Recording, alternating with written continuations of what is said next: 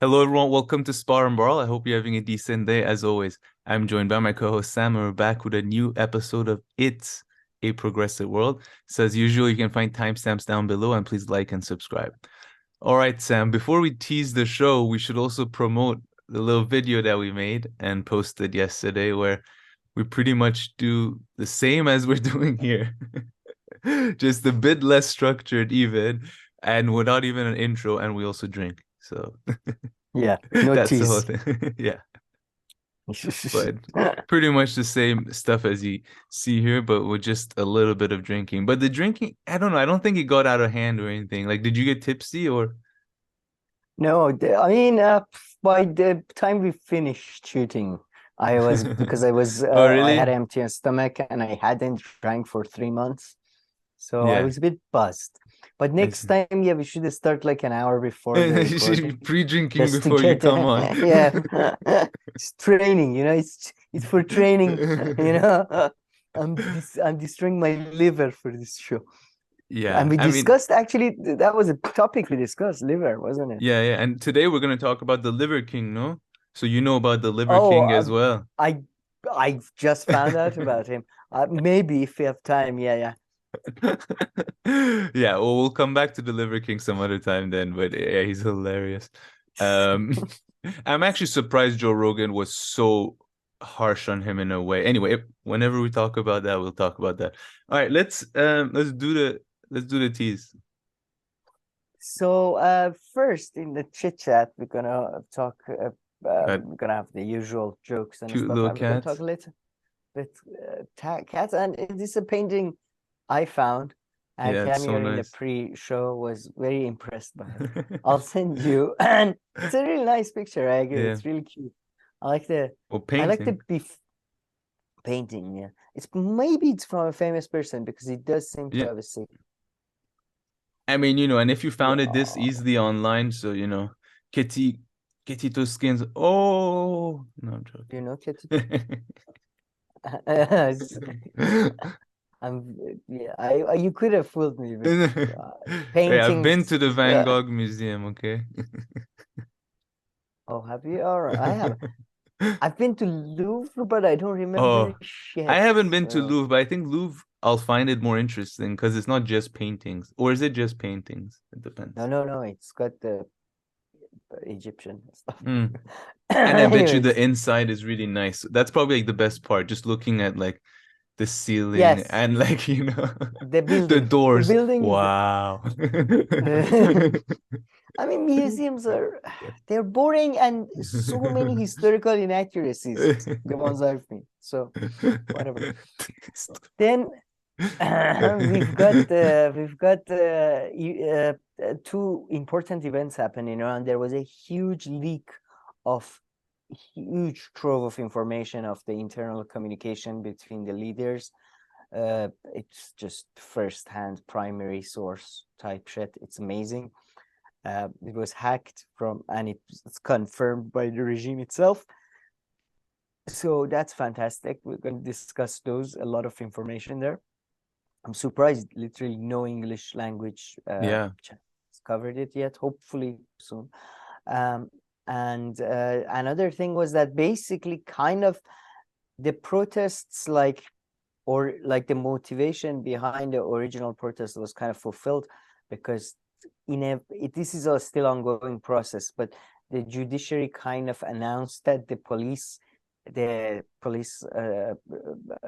regiment responsible for hijab enforcement has been abolished, basically, Mhm. or has never been. It's a very strange announcement. It's kind of like never was there.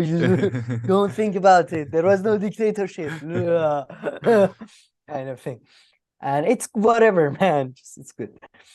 Then we have another set of leaks which rocked the left, which was Elon Musk Only the left revealing got to rocked by the left gets rocked yeah, by well, anything. yeah. What? No way. That people are acting badly. No, come on, bullshit. But anyway, I it turned out swear. that Elon Musk Elon Musk gave access to Matt Taibbi, it seems, and he was managed to put a story about the inside culture and working of Twitter and how and why they kind of censored the Hunter Biden story, penis and otherwise. And Nice. I've heard a funny joke it's quite about fun. Twitter. When we do this segment, I'll tell you. All right, don't forget, funny joke Twitter, funny joke Twitter. But and then some people are, you know, as wajahata, wajah, حاجة اللي هو wajahata is that's a very, I don't know, maybe it's an Indian subcontinent name, but it doesn't sound Arabic to me. But Matt Taibbi, what a sad this guy. I swear, kids. Who is he talking to? Kids are not on Twitter, you fucking idiot. I swear, kids Yeah, come true. around the What's up fire. with that? What? Kids not being on Twitter? No, like They're him saying smart. that. Like kids Oh, because he wants to, he's cultivating an image. should be He's a like that. cautionary tale for everyone. Selling your Remember soul for PD the richest signifier? white nationalist on earth. Well, he'll eat well for the rest of his life, I guess. White But it's nationalist? what a loser, this Okay, guy. that's, I don't know, maybe he is.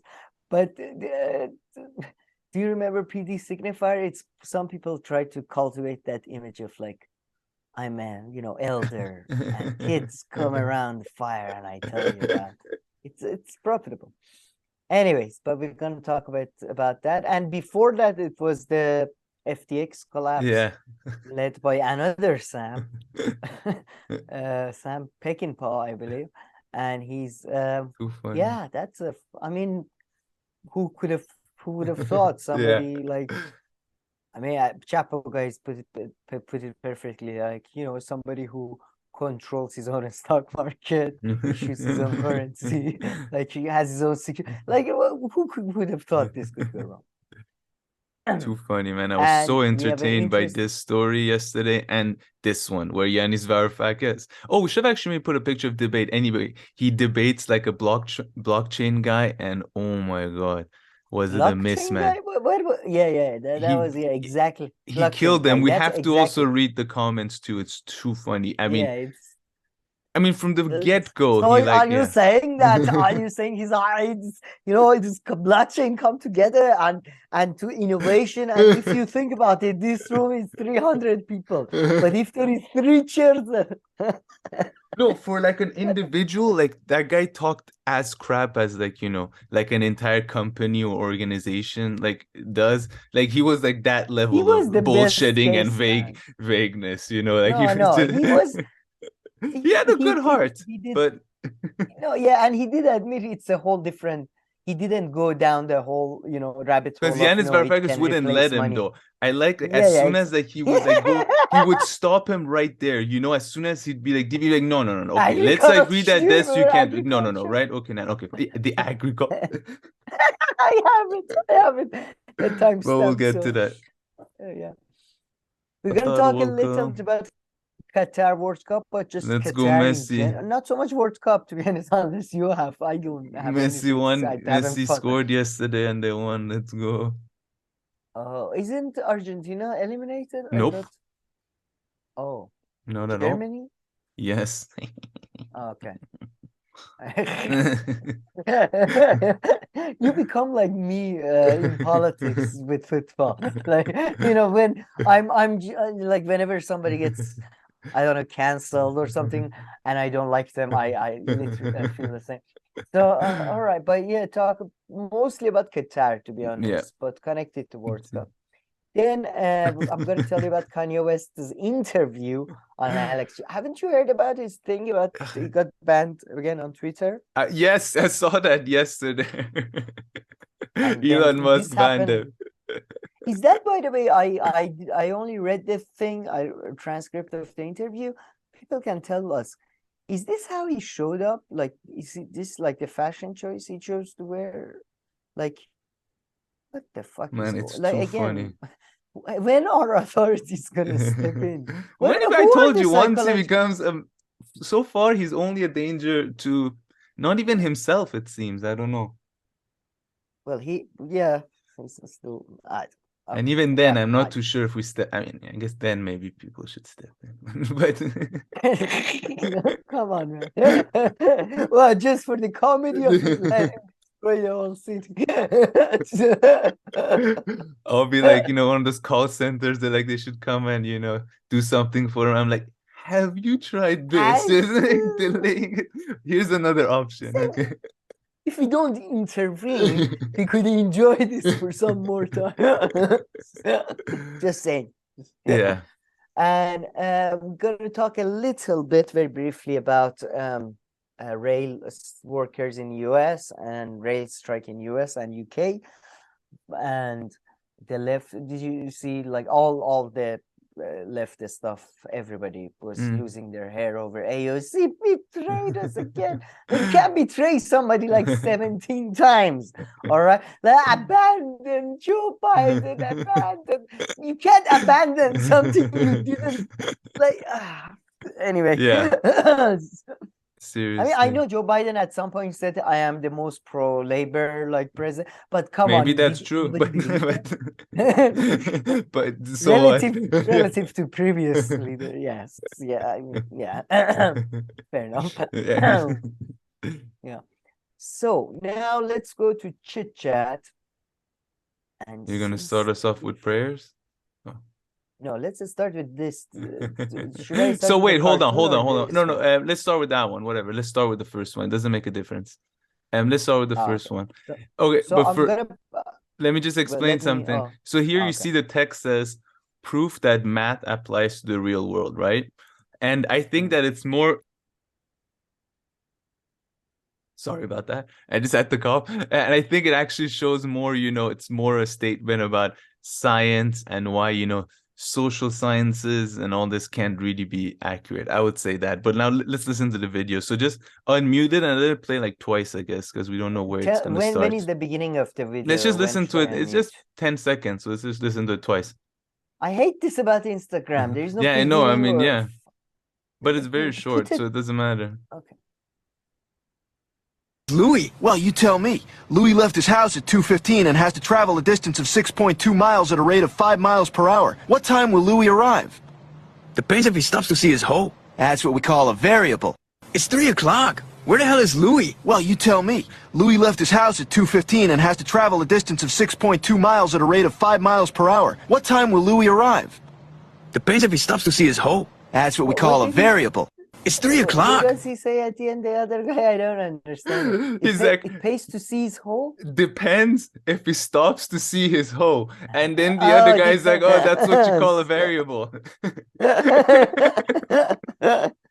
Hidden variable, I suppose. Yes, no, just a variable. Yeah, that's a known variable. That's exactly. Yeah. But no, that's so true. I was just watching a video by the German lady, Sabi Heisel, half fantastic lady, and it was about calories and how calories and it's a somewhat nonsensical, and she was going through the even science that of it, kind of stuff. No way.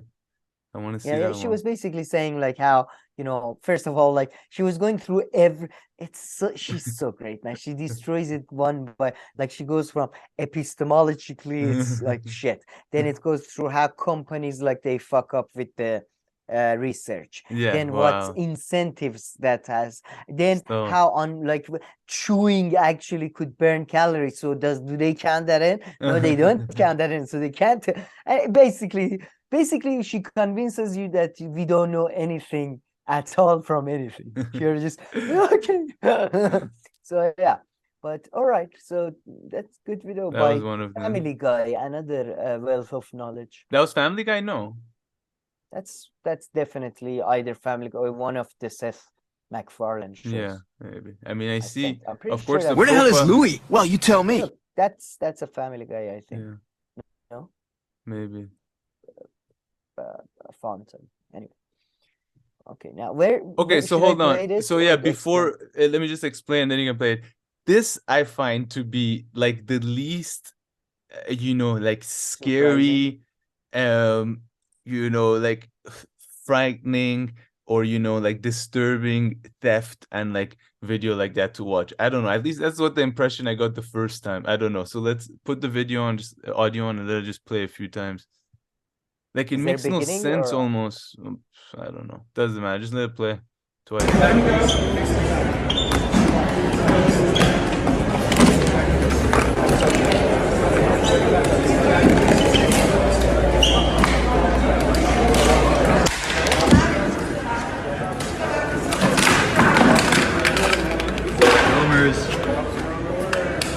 awesome?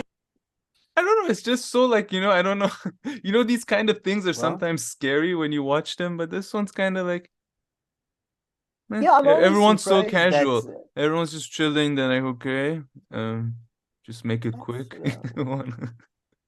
Like no well, one looks like they're yeah. panicking. They kind No, of tried to why stop would they? them. Yeah. And did you Do see one they? of them? Their backpack has his tag on, so as if he just stole the backpack. This one, the red Oh one. yeah, you're right. You're right. I mean, is this a joke? It almost looks like a joke. Like what? Now they're gonna walk out on the streets there and there are no cops? And No, like, let but they're alone gonna that get these phones and no, stuff, I but guess. they run into they get into a car and they Yes, drive away, I suppose. I And guess. it says it's in a university, so maybe it takes a while for the cops to maybe catch on. I don't I University mean Street. I mean, I don't know. There's like a big street right there. on oh yeah, University Avenue on No, okay. Sorry, I thought it's a anyways. university campus or something. No, I mean, But I've always been surprised though that why that doesn't happen more often because of the way app stores are, especially, or but I some of believe the like, digital stores.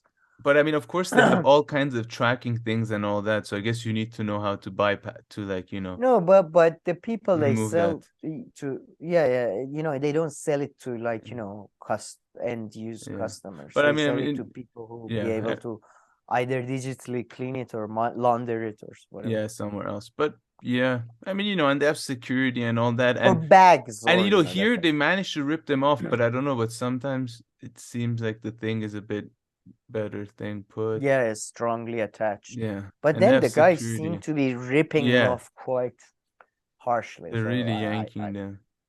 yeah, you see it. So. I love it. They're just like, just step aside, please. But yeah. Yeah, I mean, Yeah, very clumsy. It's just like, okay, let's go in there. Yeah, no, but Rip it's shit. kind of it's weird though. It's this Apple kind of exemplifies this modernist architecture to me of, for example, having a glass house. Yeah. Like the Parasite house is a famous one. It's popular all around the world these days, and all this stuff.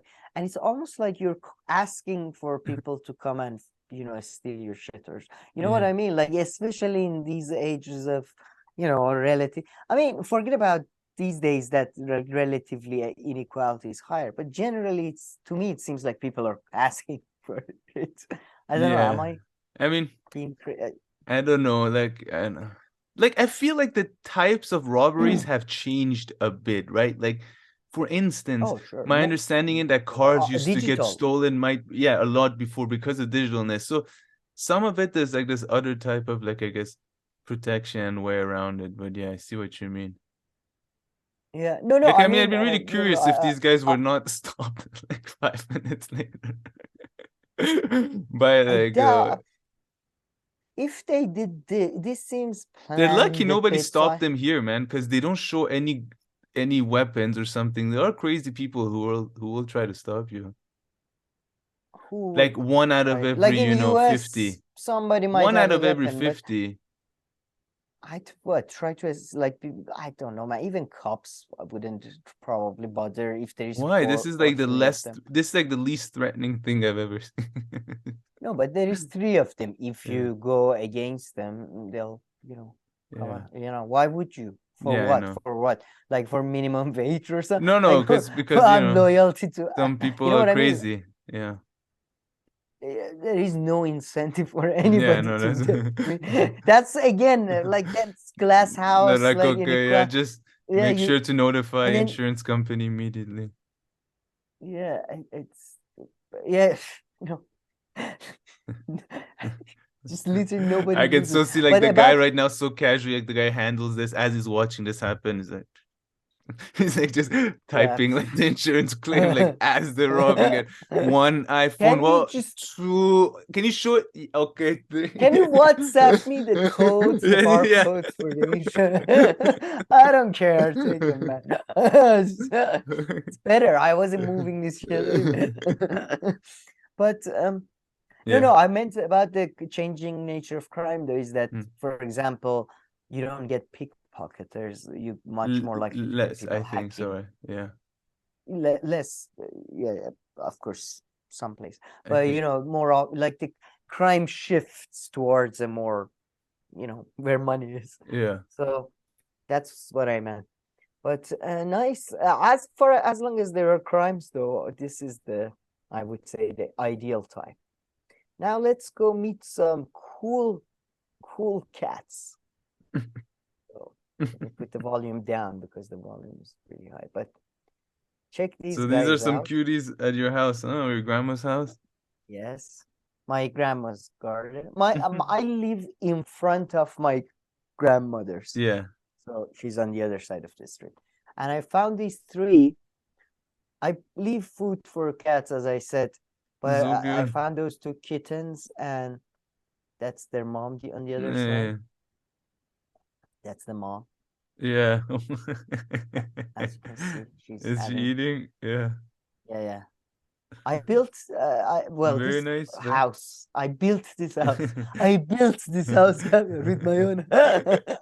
There you go. You see, so there's one example of you keep on saying how people should know how to build houses. This is what you meant. Yes, I'm cat house. I Okay, can sorry, I build was it. wrong. No, it's useful. I take it Yeah. back. This is a skill No, I think taught. I do Now think that I agree woodwork. with. People should be taught how to build houses for animals. Now that's useful. Like, Okay, yeah, if but you find a woodwork. bird or something. Yes. Well, I don't like birds, but whatever. No, but yeah, knowing woodwork, I think, is really Yeah. good. I enjoy. We had in Iran. We had this class which taught you a little bit of woodwork Carpentry and school. electricity thing. What was Uh-uh. it? No, carpentry school in Iran is where you learn how to do carpets, not weave carpets, not to do anything with actual. But yeah, it was. Yeah, man, I built there's a different place. I did a lot of woodwork, and then there's this other one. This is another. This one is This one is so Oh, cute. yeah. Oh my God. Looks like the photo. I can't believe these are, by the way, street cats. They're No, so man. I clean. do They believe. eat Yeah. after they eat, man, they go and they bury their poo poo and all that. But I They're mean, very cats clean. clean themselves, like my My, dog. my I don't do like. I mean, like a street dog is often not that dirty because I mean, they just clean. It's not like I clean my dog.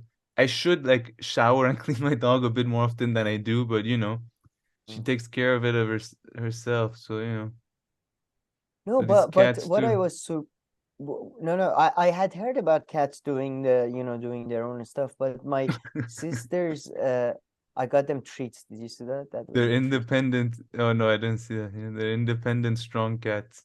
They don't need your help, but they appreciate the food though. Yeah. With these ones? Yeah. No, this dumbass doesn't. But yeah, but the other three, though, man, they're so. I have to say they're worse than dogs. They're so clingy. I mean, Yeah, I it's know. because it's cold. They want the heat No, from my but body, cats are really. like this. Like like once or twice when I gave food to cats in Tehran, like they literally would start following you after and Yeah. crying. So, but I guess you have to set boundaries, just like a dog and I stuff. I mean, yeah. And by the way, the house I built, I'm happy to report that after a night of rain, the house kind of collapsed. So the house it didn't you collapse. built. Built, yeah. I put pieces of You only took things. the intro class, like you didn't actually become. Yeah, but no, it got the waters got into it. Even though I put the white, you Yeah. see the plastic Yeah. thingy all over it, but it got into it. So this morning I went and I have put I built them refugee shelter this morning on the Oh, chairs. nice. And you see, they're so clingy, man. As soon Yeah. as I get there, and they just want to sit on my lap. They So don't want to do cute. anything. Yeah, but yeah, man, we are becoming. And oh, by the way, their name, my nephew named Yeah. them. This one with the black thing, the black. Yeah. Hair. By the way, it's so weird because they look exactly like each other, except this one has the tail and this part is black. You see? Yeah. This one is called Ratty. This one is called Patty. I forget the mother's name, but So I'll good. talk to it's fun, man. It's good. It's every 3 hours, 4 hours. I'll go visit them. Just make sure everything is cool. I give them tuna. But yeah. Did you ever have cat, like not inside the house, but in your garden, a specific cat that you hang out? No, because when I was a kid and I lived in Iran, right? There was like this, like, people hated cats so much and they shat on cats so much and just like negative attitude toward cats nonstop, at least my environment. So like I never like thought of that, When I went back recently, then, when I was my own independent thinker, right? I wasn't anti-cat anymore. So that's when I did give them food a few times, but I was just visiting for a week or two, so I did reach that point of building houses. The thing is, I'm not so pro cat. I don't like this new trend of, depends on the cat, but I generally, I don't think it's a good idea for cats to live inside the house. I think or dogs, to be honest. But again, I know you have dogs have to. They can't. Some of them, the small ones can't live outside. They can, but they'll die. Yeah, but there will be a process of at this point, because of because we fucked them up. There has to be a process of natural selection. We didn't so fuck them up. We created them this way. Well, that's fucking no. They existed, but they're very happy to chill inside. Like, people won't be able to see it in the actual video, but you see my doggy just sleeping there, taking a nice little nap, which is their favorite thing on the bed. I know, but we are creating a class of basically creatures that are parasitically dependent on us. And it makes me feel good, so I don't see anything wrong with that. No, of course there is something wrong when there is so much hungry people. There is so many. I bet you if there weren't any dogs, there would be as many hungry people. I could guarantee you that. Yeah. No, I do. Iran didn't have that many dogs, but there were still a lot of hungry people. I know now there are dogs, but I'm just saying okay, you're right. You're right. Are you adding this to your population theory? Is there a pet angle? Oh, that's a whole different thing. But the population thing is not even a theory, man. It's pretty much confirmed that we fucked up. Too many people, too short amount of time, and it's over now. But no, the cat thing is also okay. There is nothing wrong with spending time, focusing on plastic surgery. But it's a waste of fucking time compared to doing cancer research. That's, Yeah, I don't know if that analogy really applies to this, but yeah. If I didn't have my dog, I would right now be saving people. That's for sure. I would put all that time towards charity work. No, but it is okay. It's trivial. It's unnatural, man. Anyway. It shouldn't be. It's not right. The animal should be able to feed for itself. What if I stop feeding them too much? Anyway. Well, that'll make you a bad person. I don't know. So it's a good thing you don't have a dog. But what if I die? Should the cat then? What happens to the cat then if it's used to? Usually somebody else. Persian cats, which I fucking hate. Those Persian cats is one example of what we did to like good animals. We create these sick, poor bastards. Like, it's not good. But same with, is it bulldog, the one that has, because the nose has gone in, it's constantly a sickness. Yeah, pugs. pugs. And by the way, chihuahuas, just so you know, were not created to be lived in houses. They were created because they were small and they were used as for meat. So they were used as a food. It wasn't like, for, keep sides, picked up my mood. I'm just saying, anyways, they're good at that. I'm helping animals. I'm a good person. Dogs can do a lot of jobs naturally. They're like naturals. Yes, dog guards, herdsmen. Exactly. Oh my God, it's so funny when they do that. It's hilarious whenever you see them. Yeah, it's amazing. Yeah, it's like they're talking to them. Go there. I'm telling you. Go there. Exactly. I feel like he's like he withholds like their salary slips or something like that. He's like, he tells accounting, okay, this one don't pay in this week. No, I like it when they go far away and they sit like that and they're like, what they remind me of our old, in Iran we had Nazim in the school. I don't know it's kind of like vice principal type thing. And they would when we were in the yard and we were all playing and it's 300 of us, they would just sit back and just look at what's going on in the chaos. What's it's reminding me so much. Yeah, that's hilarious. So my adventures, but man, it's getting fucking cold, so I don't know what to do. My idea is to get hot water bottles and put it for the cat. Yeah, at night. But but these cats, they know how to survive. I mean, you're doing this for them, but they're like 100, don't like all around you, like they know what to do. I wouldn't make these guys too independent unless you're willing to take them in. These two, I don't know though, and that's what I'm saying. She might be a house cat because, man, the way the no, man, you're just getting attached and seeing these cats differently.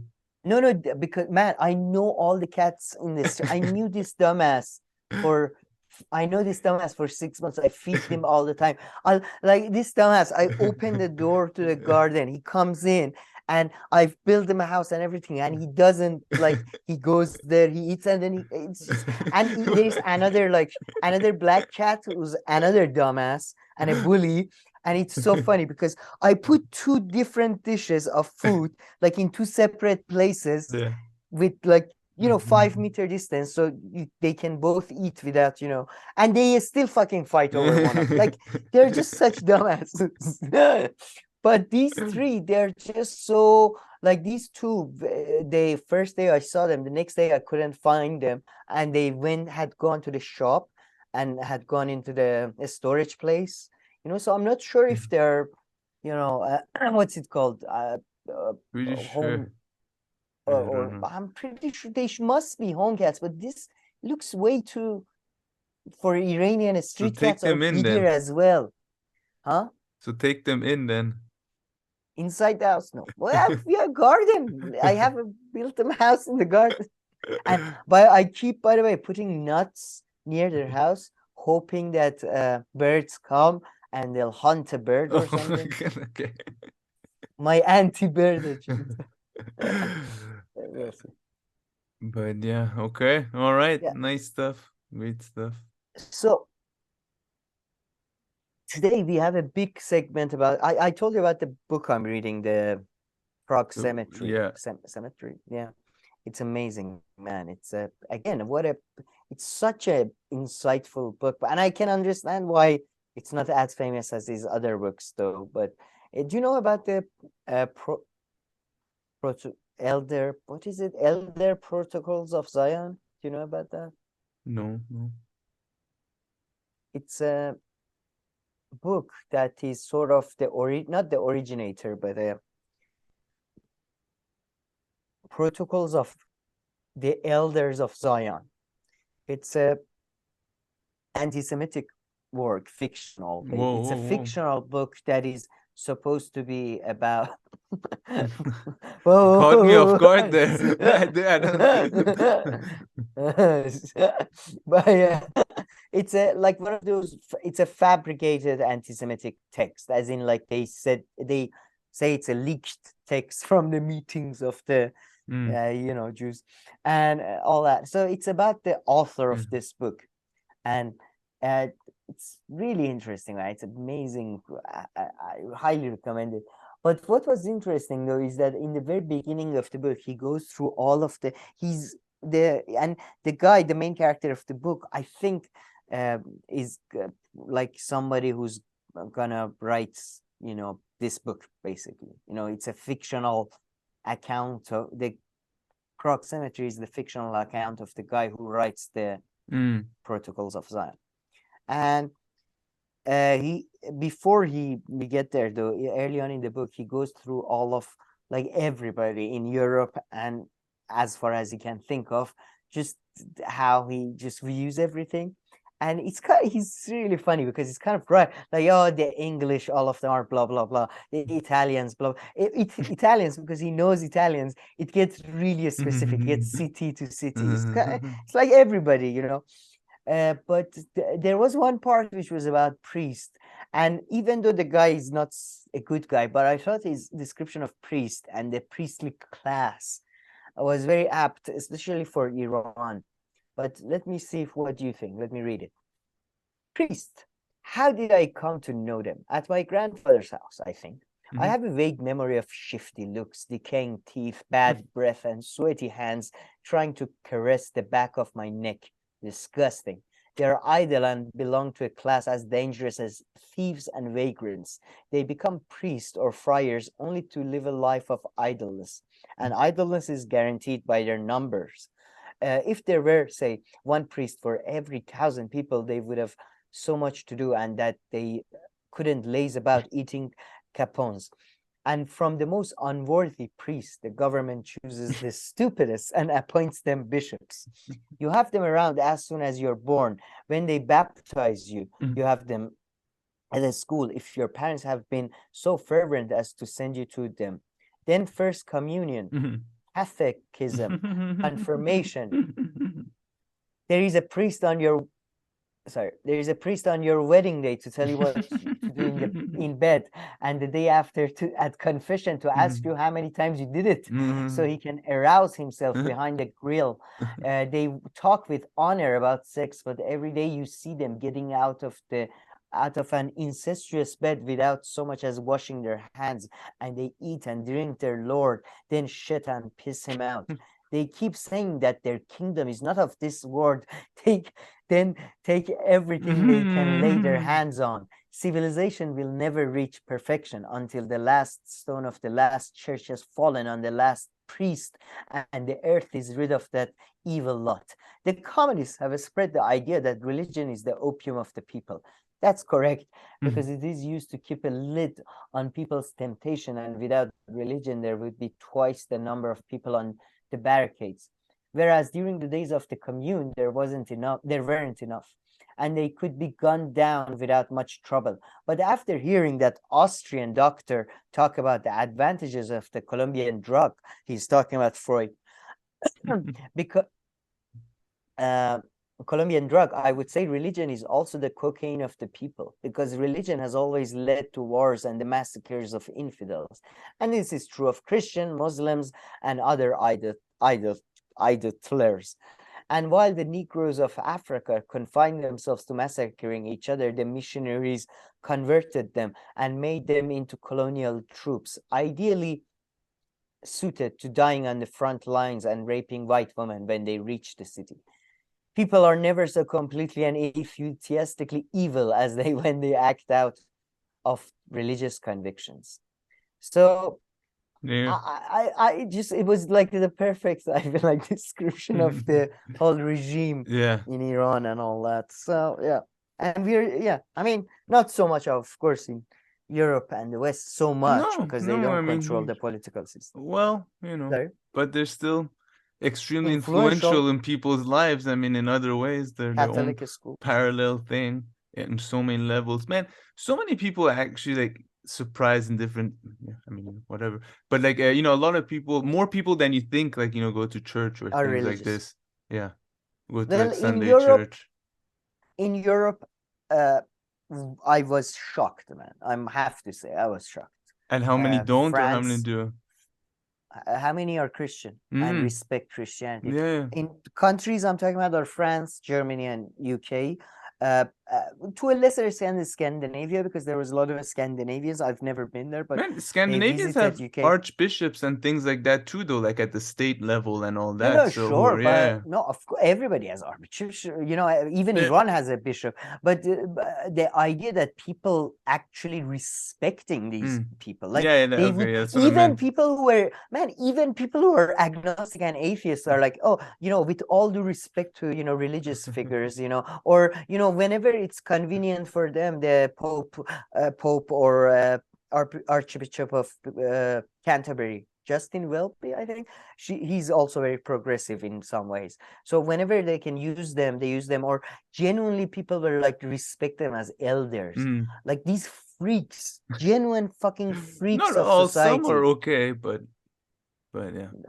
Have you seen the way they dress? Man? Like, I'm sorry. I mean, you know, dress. Yeah, the No, dresses no. aren't the best. I mean, again, I have no problem with dress, whatever you wear, you will look like. But if you wear it as a uniform for fan, I'm just anyway. Yeah. But have you seen their? I forgot the way they dress. Have you heard about their belief system? They're fucking psycho. Anyway. But yeah, it's an amazing book because it's through the eye of somebody who's completely, as they say online. I just learned this from chapter, black pilled or something. You're like completely cynical, hateful towards everybody. Yeah. But in that, there is something interesting you get out of. It's really interesting. Umberto Eco is so fucking good, so good. So yeah, I thought we read this before we get into the leaks. Yeah, nice, great stuff, nice stuff. By the way, did I send you a video about Succession, related to Succession, or no? Oh my god, yes. Did you see that though? That was, but you saw that, right? That was funny. Okay, whatever. I mean, you saw it. Shall I put it up? That was funny. That was next really time funny. or something, whatever. Okay, it would be perfect for opening our leak segment. All right, sounds good. All right, Sam. So yeah, this is the video I was referring to. So actually, this one, it is possible to tell when is the beginning if you want. It starts with this scene right here, the girl getting the phone call. Yeah. So, but and I've seen this, and it's amazing as always. Like as everything I send you. No, as all these sketch comedy doers of like so good. It's so good. It's so. That's why I got so pissed when Jennifer Aniston said that bullshit about how, you know, they're like taking away from the art and they don't understand why it's like acting. Since that day, I've boycotted Jennifer Aniston. Have you? What were you watching from Jennifer Aniston? I don't know. Well, you know, if something comes up, I won't watch it. Oh, exactly. No, but yeah, man, it really, because after Colbert and just like after Bernie Sanders kind of campaign kind of showed like half of the people to be phonies, and it's just I was lost. So it's great. But and this is, by the way, perfect. I think perfectly goes well with our what's it called, our Iran discussion, which we're going to discuss right now, because it's literally this at like everywhere where there is power, it's literally what happens. So I think it starts in a second. Yeah. Right, put the volume. I'm getting fucking.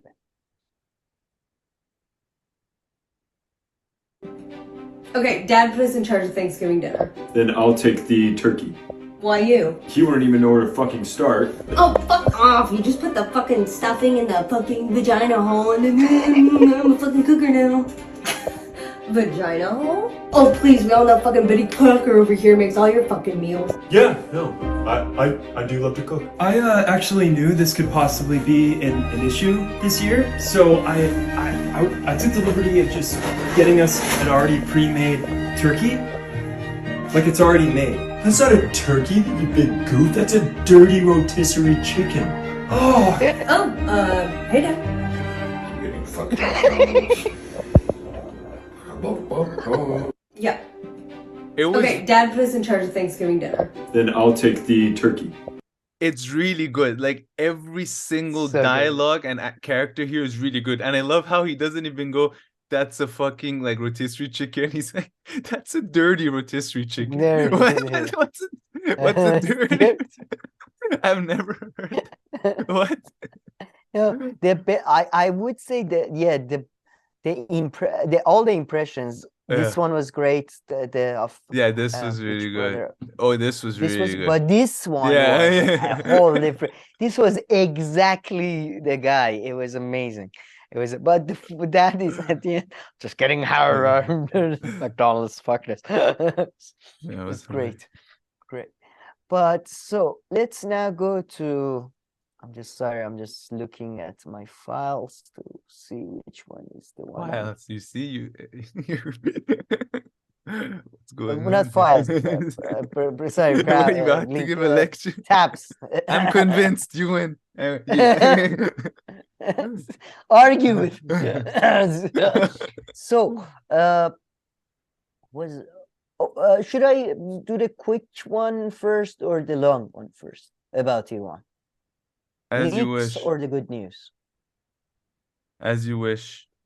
As I wish. All right, let's talk about the leaks, and I'm going to try to be as quick as possible to do a separate video on this, but because it's so huge. There was a hacking of Fars news agency, which is a government-backed news agency, and they apparently created these bulletins that were internal, sort of for internal communications of different sort of like internal recording and internal archives of the regime. To be honest, I really don't understand what was the mechanism of this internal communication service, but they have confirmed that they were hacked by the group called, sorry, I'm just looking for the name of the group, the Black Reward has hacked their internal information. But even before that, there was a leak of a sorry, where is it? Oh, sorry, I don't have that open. But there was a leak of a voice of one of the security officials in one of the provinces. Yes, mid-level management guy in a meeting. And in the meeting, he was saying our own Gazanfars, and I'll explain what is a Gazanfar later. Our own Gazanfars are doing more damage than MI6. So I think you might know what a Gazanfar is. Gazanfar is basically like it's a name of an idiot character in Iran, and it's like a muscle guy. It basically means our own I never heard that. are having more damage, are causing more damage to Gazanfar. Is there was a time where politically correct people in Iran tried to replace Turk with Gazanfar. I'm a Turk, by the way, and I fucking hated that. Like, you know, all the Turkish jokes, you know, long live Turkey. I'm with you. I know, right? So, like, we have one presence in Iranian culture. That's through our jokes, and they want to get that away. Anyway, but so they were like, no, we shouldn't say Turks. We should say Gazanfar from now on. Oh, shut the fuck up. It's still on television, on state television. That's what they go with because they're politically correct. Anyway, but he was saying that we are having, like, our own troops are having more damage, the security force, and the economic conditions are the things that are fueling the protest. And in it, he also talked about like how they're armed, blah blah blah. The details are not really that important, but this hack is much more. This is hack of, there are basically it involves everybody at the top level, from a speaker of the parliament, the president, the supreme leaders, deputies, or shall I say consultants, who are probably turned out to be the most powerful people in Iran, all of them. And it's just amazing. First of all, I mean, I don't know where to start really, But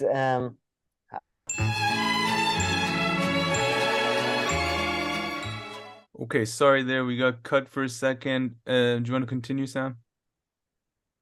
sure.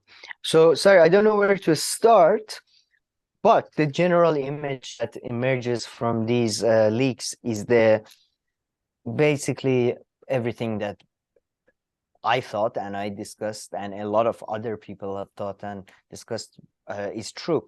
And there is a great level of incompetence and basically paralysis at the highest levels of power in Iran, and nobody knows what to do. And this is extremely amazing and fascinating and sweet to people like me, especially because this comes at the time when after basically 40 years of internal struggle against different forces, Islamic Republic had managed to take over all the levers of power, as in the three branches: legislature, judiciary, and executive. So parliament, the presidency, and the judiciary, as well as the supreme leader himself, of course, who's above all these three branches. It's the best part of it.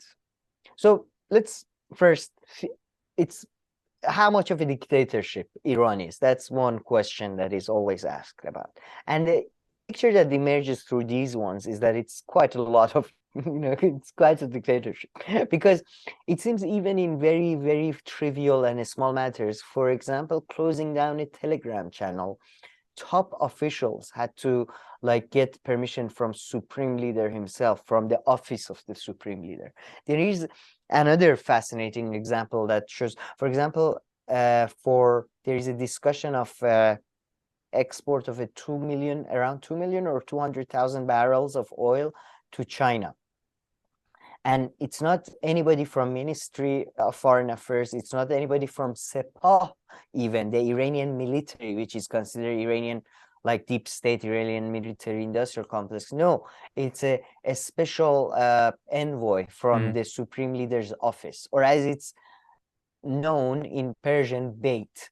It's called Beit in Persian, by the way, because Beit in Arabic is house, and Beit, but it's more than, it was Beitul, what's it called? Beitul something. In Shiaism especially, it's the house of the prophet. It means it's got political and religious connotations. So it used to be a positive thing that they themselves used for Khomeini. Now it's gotten a negative connotation, So it seems the office of the supreme leader himself is the one that is most, involved in everything, in the details. But on the other hand, it is fascinating to see that, for example, in some of the cases, he's the one again that is trying to put the brakes on some of the most hardcore. For example, during the protest, there was the judiciary announced they're gonna seek death penalty for 80 people. Not death penalty, but a crime that almost guarantees death penalty. And the office had intervened to control them. Or, for example, the cases where hardcore people were saying, we need to arrest this person, the office had intervened saying not to arrest this person. We need to destroy their credibility through newspapers. So, it's much more of, it's a political force in that sense. There is, so supreme leader's office, because I doubt a 80-something-year-old man himself is very much involved. But the funny thing is, even within the debate, within the House, there is quite a lot of conflict, it seems. For example, a candidate for the supreme leadership following his passing is his son. The people say always that his son is a big chance, Mujtaba Khomeini. There is evidence that another guy, Vahid Rahmanian, if I'm not mistaken, who's a significant counsel, he's considered one of the important figures who counsels the supreme leader. He's in a WhatsApp group. He was sharing pictures of him that were the pictures that were, making fun of him, that type of thing. And it's, by the way, so funny that this, It's that's what happened with technology, I suppose, in a way, and liberal world flattening everything. It's just the top people in Iran are also sharing fucking memes in their WhatsApp group to discredit each other, like Supreme Leader and his counselors and his Well, son, and all that. So, but so this is at the top level. Now let's get a level below that to management level, let's say. Man, the biggest victim of these leaks is President Raisi. Poor Ibrahim Raisi.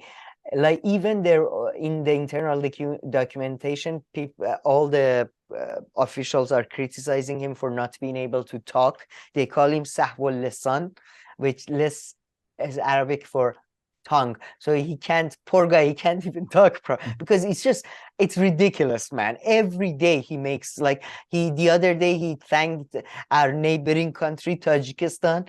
Tajikistan is like 2 countries away from us. We are not neighbors. We don't have borders. Fucking idiot. And then, oh my God, I should have played the video for that. He came on TV and he said, we are doing all this work or whatever. We are doing it for the cries of the married women in the middle of the night. What? They're crying. Everybody, what the fuck are you talking about? Are you talking about them having sex? What is this? Shivan, oh, Shivan. Like of married, usually people go with widows. Yeah. Anyway, so he's just, they're making fun of him there. The Speaker of the Parliament, Qali Baf, who I told you about, the former head of police. Yeah. He's considered a former mayor of Tehran. He's criticizing president and he's saying the presidency, they have no program and we can't deal with them. Both the president and the Speaker of the Parliament are criticizing the state television for covering them badly, I suppose. And the state television a state television head is complaining about the fact that he has no freedoms and some of the requests he's had are so weird and so strange. Then, more importantly, there is clashes among Sepah commanders. Sepah has commanders in each province, and there is a lot of overlap.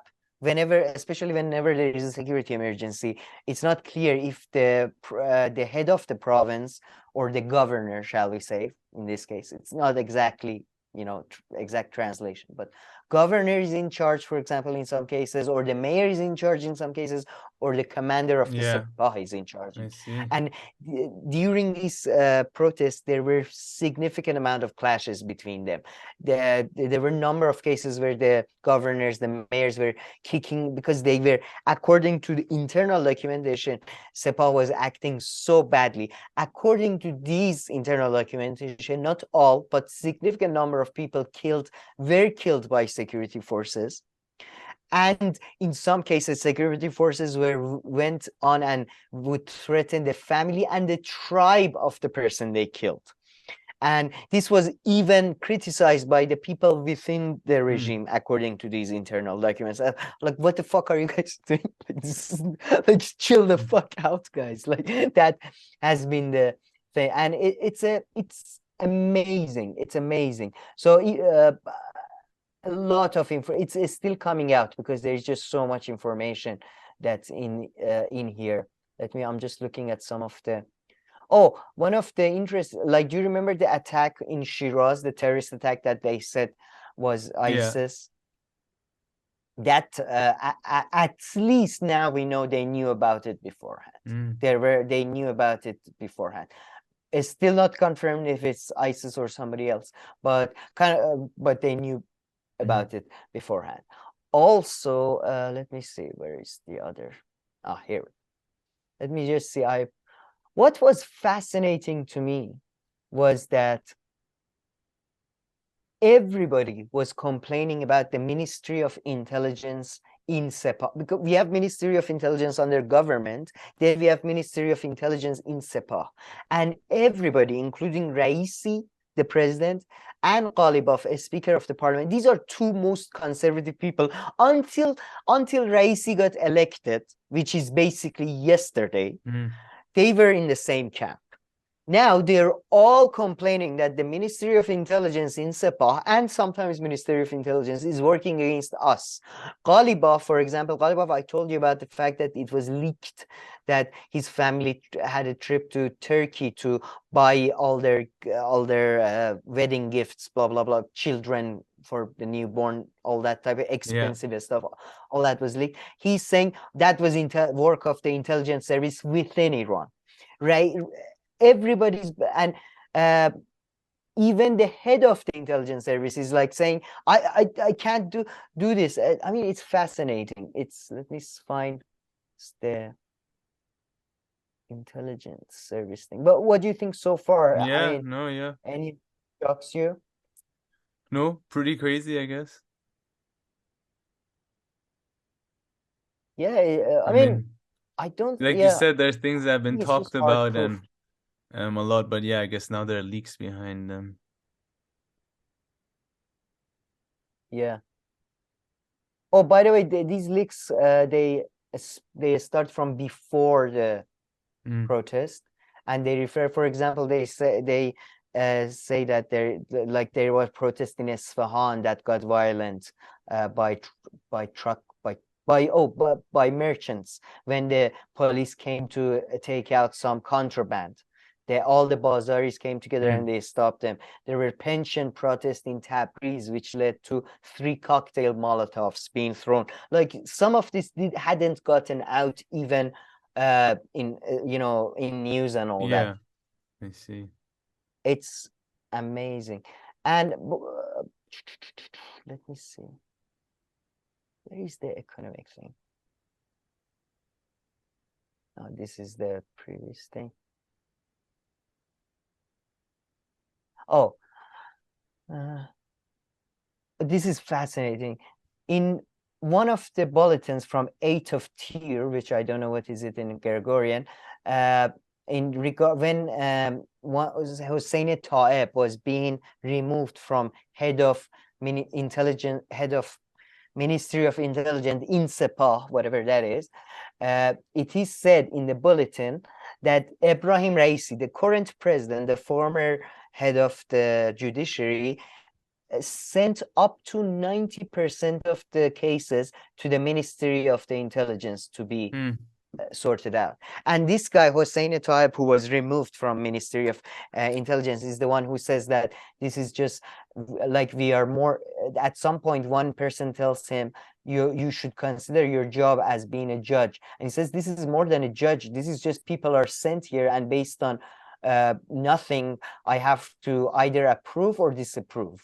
So this is what he says.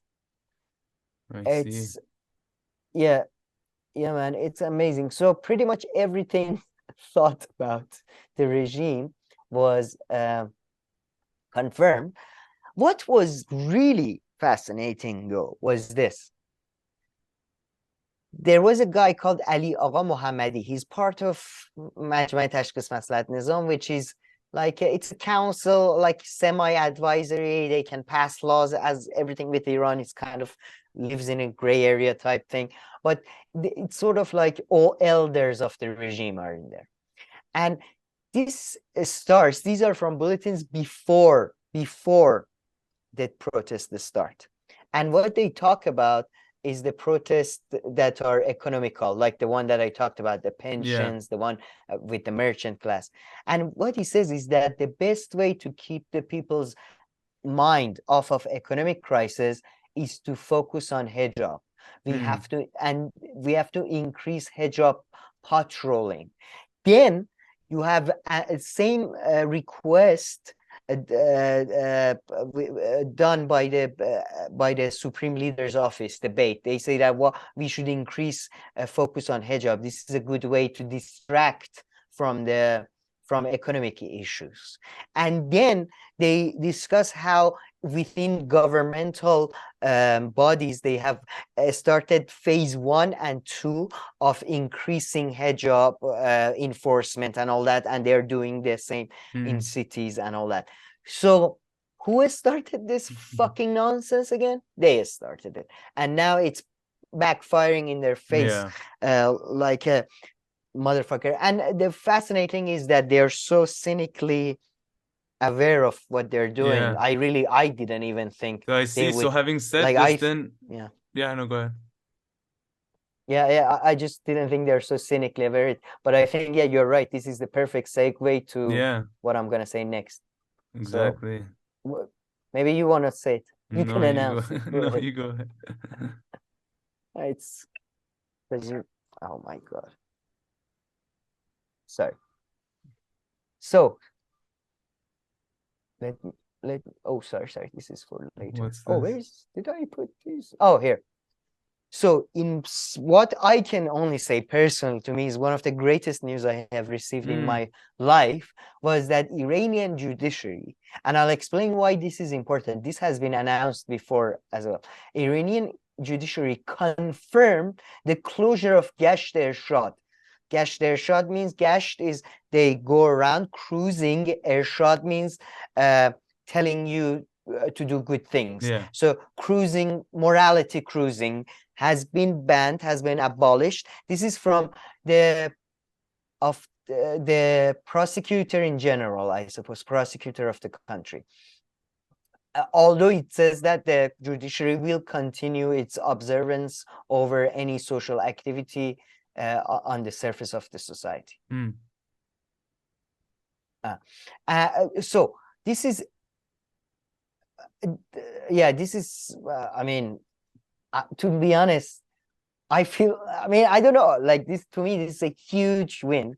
Yeah, I'm so right? happy because, yeah, man, I think, to be honest, if I've always said, and I think we said it a few times on our show, if they get rid of hijab laws and if they legalize alcohol, there is no difference between Iran and a Southern European nation.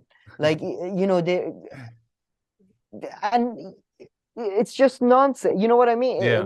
It's such a nonsense that keeps country back. But I think they were forced to, because everybody in the artistic community, all the theaters, everybody announced that they're gonna stop working with them. So yeah, but this sounds really good. And you know, so I only realized like a few weeks or month ago that a lot of these Iranian channels that we watch on Instagram, like about food, like the food guys, they had stopped posting, right? They weren't doing anything. And now they've slowly started reposting. And then there was this one video that this guy was doing. He was like a guy who has like a supermarket, and he's filming him, and he's like, oh, like, Hamid, I miss so much your videos, you know, but now that, you know, it looks like we're back. So it kind of seemed like, you know, like something had happened, and it's like a little bit in the aftermath of it now. I would say it has calmed down. But it's still things are going on, right? Yeah, it's protest, especially look in Kurdish region and Balochistan, especially where people really were treated badly. Yeah, it's going on, and but no, since the second match, the US Iran match that night, it has really calmed down. I would say significantly. Man, it's funny. And like my dad was telling me, like, you know, some people, you know, on Instagram and all this, they were like not posting anything and all that. And then he said this like one guy that he knows, like this like athletic kind of guy who always just posts videos of himself doing different sports on Instagram. He like after a while he posted one of him like doing a flip on a trampoline, and like this other guy like commented, and he was like, this is just so common. He's like, oh, we like another guy who can do similar stuff, right? And who does similar things. He's like, oh, you know, we can all do flips, but you know, now with the kids dying and everything is not the time to put videos on and all this. This was like a week ago. And then the guy himself yesterday, my dad showed me that, like, you know, he started posting videos, and the first one of him is just him like walking in snow, in like deep snow. And like, you know, it's just like a bit like sad and all this. So it's like the guy is like, you know, building up his return back to full-time social media. But my dad said like, and I'm very proud, by the way, because this is not cheesy bullshit. I'm sorry, but this is not cheesy bullshit in, celebrities doing a video from their home coronavirus thing. These people, all of them, first of all, were affected. All of these, like, that was a thing. Like, there were businesses that posted during this thing on Instagram, and they would get so much shit I know. They would get destroyed apparently. The good thing about the Islamic regime is that with their idiotic sort of universal suffrage they cause, basically, they involve everybody, and everybody really did contribute to whatever extent they could. It was, it was unbelievable. It was a truly, like, it wasn't just one segment of society. And by the way, it was in the headline of the thing I had open in the beginning. Did I close that, or it's in the back? According to their own leaked report, it's here, 84% of people, this is according to their own internal bulletin, 84% of people see protest as a way out of problems. And this is 84, according to their own research, higher than, like, about 50% of people think Mahsa Amini was killed. You know what I mean? Like, a lot of people think there are other problems, but this is the chance. This is the chance to fix them.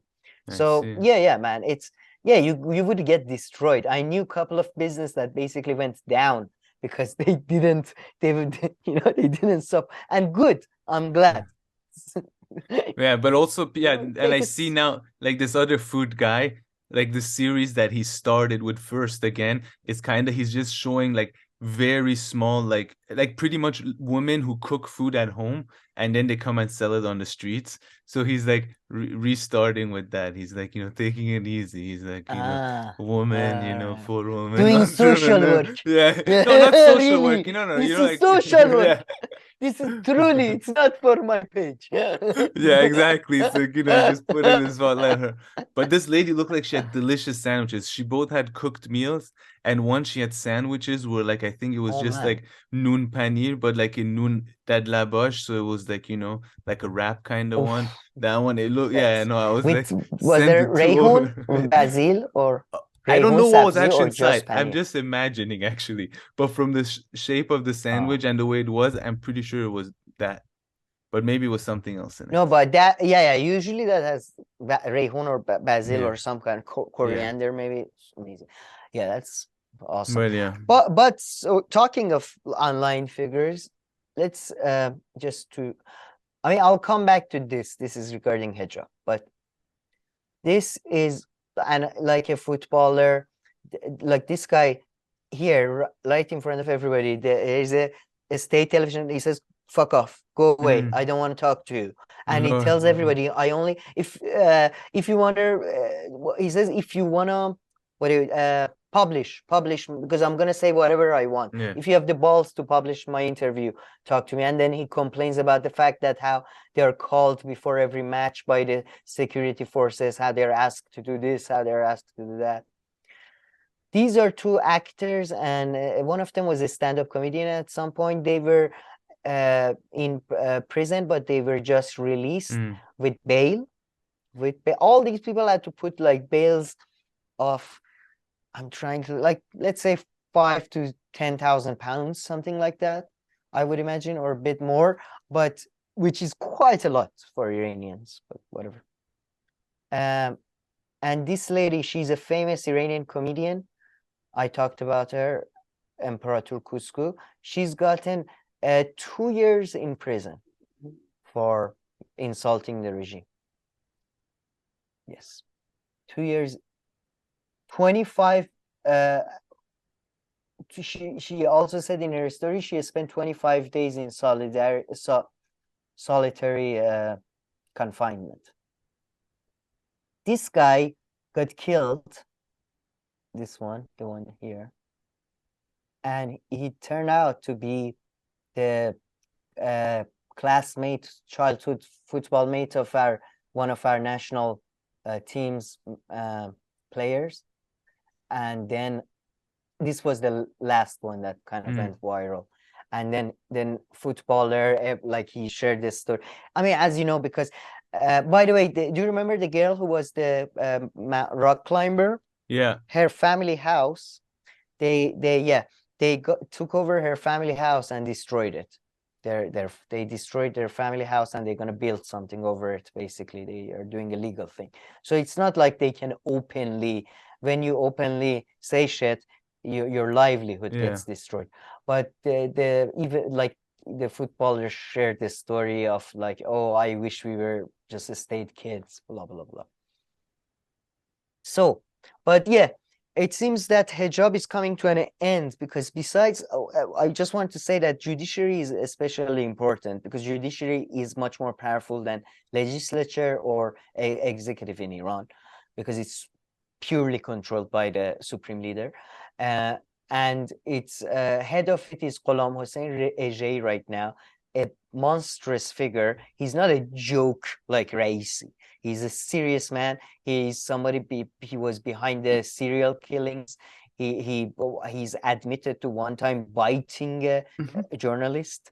He's a serious monster, like a Yeah. serious one. So if he's ordering these stuff, serious shit is Good. happening. Also, supreme leaders, Good to hear. representative in provinces are saying similar things. They're saying hijab has never been a Mhm. what do you say? Has never been. It Compulsory, should have. mandatory. It's never been a. No, it's a compulsory in Islam, but it's not forced compulsion. Mm. There should be limits and punishments, but like, fine. You know what I mean? Like, not, they say nothing in Islam, as they say, nothing in Islam is forced compulsion. But, maybe something. Yeah. But yeah. Nice, And nice. but Yeah. I would say there is a vagueness about the comment because Mm. what the judiciary says that Gasht Ershad or this police force was Yeah. never belong to us. They don't belong to us. They never belong to us. So they're not under. So it's kind of they're washing their hands off of it. And that has happened before with the executive basically saying it's nothing to do with us, or parliament doing that. So we'll see if the deep states really let go. But Yeah. who knows? We'll see. We'll see. But by the way, check this out. This video went viral. This is Sanandaj, a capital of one of the capitals of Kurdish region, right? And you see this lady, she went viral because of she just ignores the president like a piece of shit he is. He just goes into the shop. So everybody loved this because she just ignored the shit out of this asshole. Look, he's walking and she just fuck that. I'm not turning. And then this, where is it? Oh, where is it? Oh, here. Wait, this guy who greeted him, he's saying, I swear to Quran, this was not planned.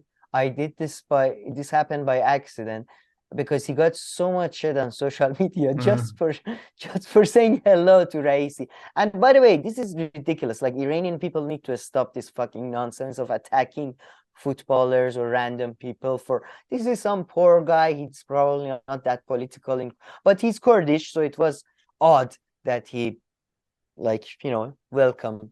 But whatever, man, he's not political. Yeah. But yeah, I mean, it's just so. But back in the 5 years ago, you did that. You were disappeared. Like, what? You come online and you say you're president or somebody. You know what I mean? Like, yeah. I mean, to be fair, they started it with destroying Rouhani. Kind of, they set the president of, you can criticize a president like he's a dog or some kind of animal. And this guy got out. Do you remember this guy, the activist who's a lawyer? I told you about, he was on a hunger strike. He's already lost a kidney from the last time he was jailed. He got out, and it's amazing. Nice. This is a video with his mom, and his mom has the same Turkish accent that my grandfather had. Clearly, Persian is not her first language. I guess he got out a while ago, no? A week No, and a half, 6 weeks ago. yeah. Oh, or this video is old. This video is old. What do you mean? Why 6 weeks ago, do you say? Oh, because like it was on October 22nd. Oh no, And yeah, I no. think this video might be from the last time he got Yeah. out. I I want to highlight this video because it was so amazing. The mom is amazing because Yeah. she's saying that yeah, if first of all, if he they said you have to sign a afname. What is that? I'm sorry for what I did. Like, oh, I was wrong thing.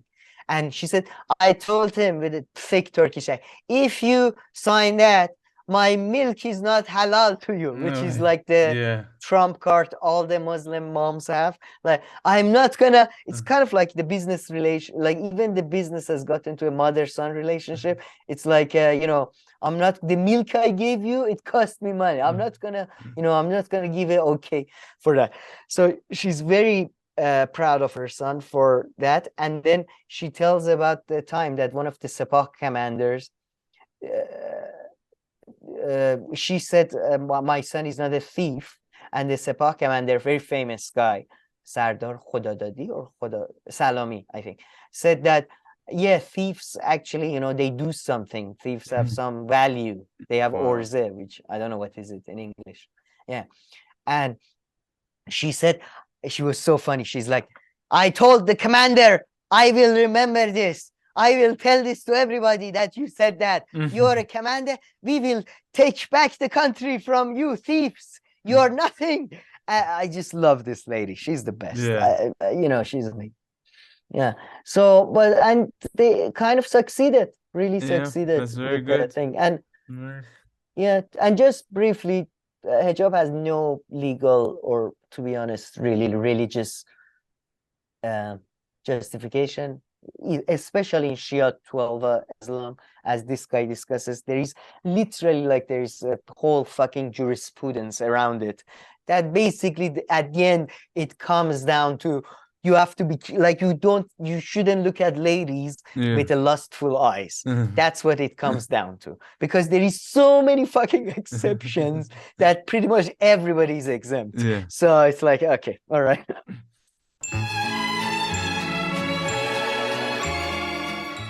Alrighty, Sam, let's move on to another segment. So this one we actually alluded to it, no, did we not, during our last in the drunk talk. In the drunk talk. But yeah, this interview with Spencer Leonard was amazing. I think the word to sum it up is sober, right? He's just like, he'll just like poop all over your dreams. I think yeah, exactly. And this interview with him on This Is the Revolution podcast, amazing. And I think this is really, clarified so much for me, because as I told you, I've always been a huge fan of the New Left original, like writer gangs, right? But there was always something missing, like even from Perry Anderson type things, like stuff. And it kind of puts it in a historical framework for me that basically since the, early 10s or late 1910s, the left has been dealing with a defeat and a retreat into nationalism. That's that part I add myself, I suppose. But so it was very sobering, as you said. It was amazing. This guy's great. Spencer guy, really good stuff. I can't. It's like more than a week now since I've watched it, so I don't have any examples of stuff that I like to rewatch it specifically. No, it had but these so days, many amazing parts. like these days, honestly, like when it comes to news, I only either watch Unheard, which this ex-ambassador video, we'll get to it, maybe you'll explain, I misunderstood, but that really disappointed me. Or since last week I've also been watching this Sublation media.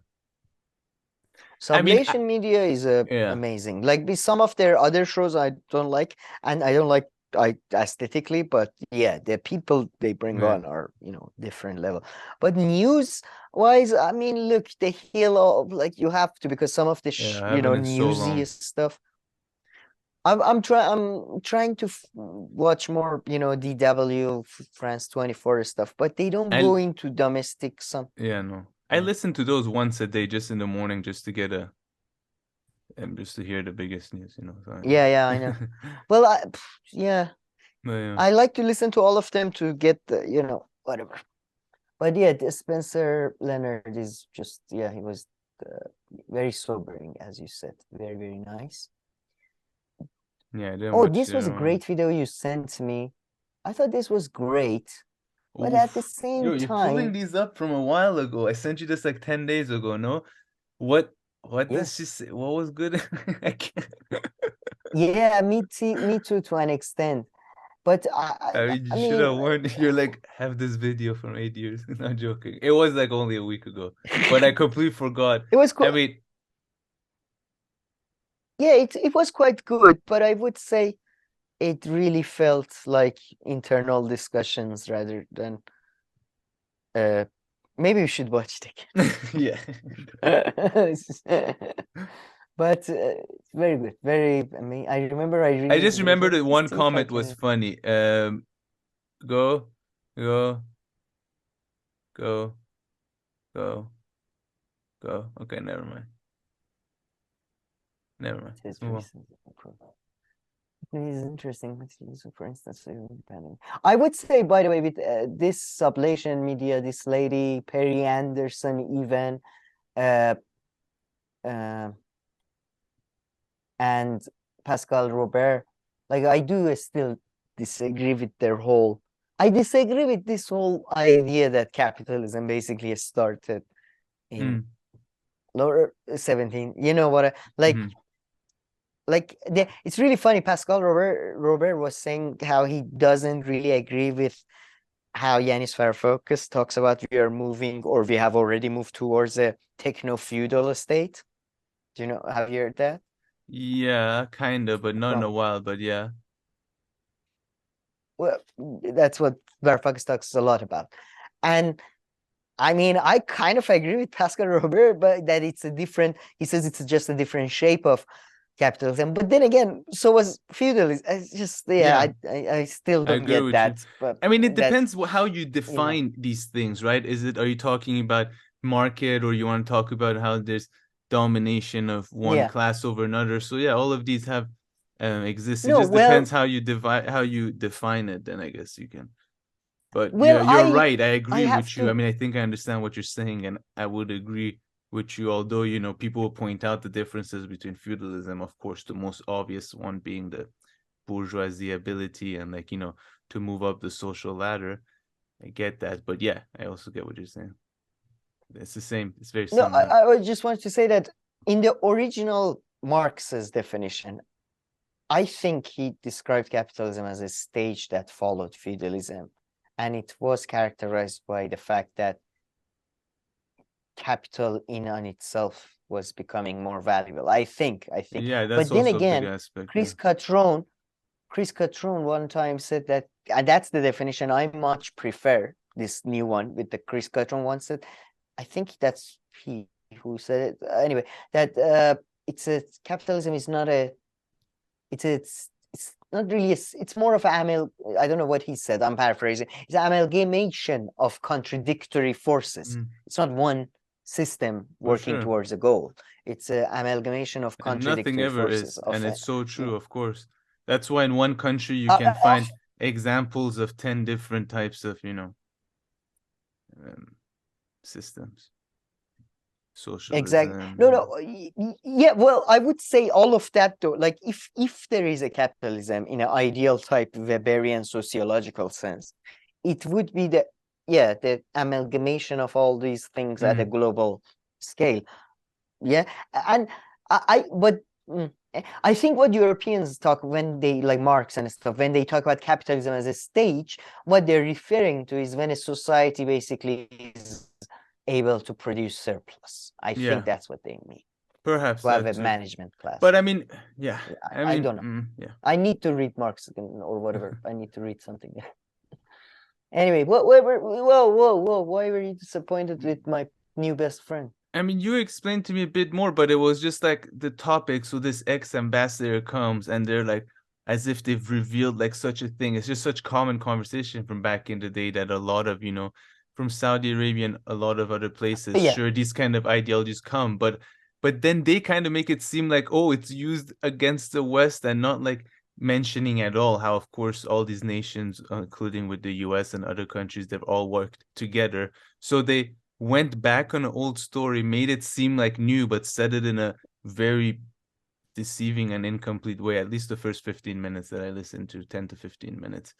But I mean, I got really pissed off from the get-go. No, I agree. Hold on. I got really pissed off from the get-go. So I could have like misheard everything from that. But from about like the second minute, I was like pissed. So. Okay. I would say Unheard is produced much Unheard is produced much more like a professional programming rather than a YouTube familiar type show. So I just give them a bit more leeway for taking a position of as if we are starting from a place we don't know, rather than, let's say, if it's Vanguard boys rather than being at each other's throat. Immediately. Hello. Fuck you, you piece of shit. Here's the first question. Why do you go you on son Jimmy of a Dore? bitch? Why did you go on that piece of shit's channel? Yeah. No hostility. No disrespect. No offense. No offense, sorry. That's what... No, but everybody, I'm sorry, but on the left, whatever it is, or YouTube online media landscape, left or right, I don't watch the right, so probably the same is true. There is a whole, everybody's cheerleader, and everybody's enemy. Yeah. That's one aspect which you're making fun, which is like, oh, you're so happy to see, all that. So that nonsense aside, I'm just saying Unheard seems this my point was that I can understand why they started from a position because of their format. So how does the interview get any better towards the end? I watched the whole thing. I thought it was very informative to me, at least anyway, because of the Libya discussion. Sure. For example, I didn't get there. This guy got disillusioned over, especially after Libya, and it was very interesting in Libya, because in Libya he said that what I saw was like British and the British, which I was in contact with, not caring while Qataris were funding extremists, and my reports were and all that. And to me, this is really interesting. You've gone soft. No. You've gone soft. A while ago, you would have said that, you only realized then. So during Iraq, you didn't realize. What a dumbass. What a liar. What a piece of shit. No, he's an idiot. He is a diplomat, man. He's a bureaucrat in the state system. Where's the hateful Sam when you hate him? When you need when you hate him? It's Freudian slip there. No, my point here was that I was intrigued by the fact that it kind of helped to confirm my, like, it's not like at the moment, at least, or in the case of Libya, it wasn't Americans, pushing for a while, like the case was with Iraq. It was more the case that the peripheries of the empire that have come now to own the empire through lobbying groups and influences, starting to exercise their, like UAE, famously even in Yemen, they even separated race from Saudi Arabia. So it was interesting to learn about that. I don't know enough about the Libyan situation. Maybe has this guy learned about the US yet, or has he not reached that point of his education? That's coming in 5 to 10 years. When he's on his deathbed, he'll be like, no, ma'am, but I've started to think that Iraq wasn't about the people of Iraq, but I'm not sure. No. Wait. That's really unfair. He's not that. I'm sorry, but those are people on the left who start off from that position. No. But it's people from the left who start off from that position of, he's not somebody who ever thought about anything being about the people, but he's from that liberal realist tradition of that we have these institutions and they have different interests, and these ones are for security, these ones for anti-security. Right. I think it's all wrong, but he's never been that. That's only people on the left. Or some people on the right that I like, nationalist or religious right, or some of them, I'm sure. So, but you're being unfair to him. I don't think he ever had that. I think he Adam joke. I listened to him for 10, 15 minutes. So what the hell do I no, know? no, but I do think he was, for example, man, the part where he was talking about the Gulf and the differences between the Gulf states, illuminating. I think again, you need these type of people. You know the difference between Saudis and Qataris recent years. Didn't you find that interesting?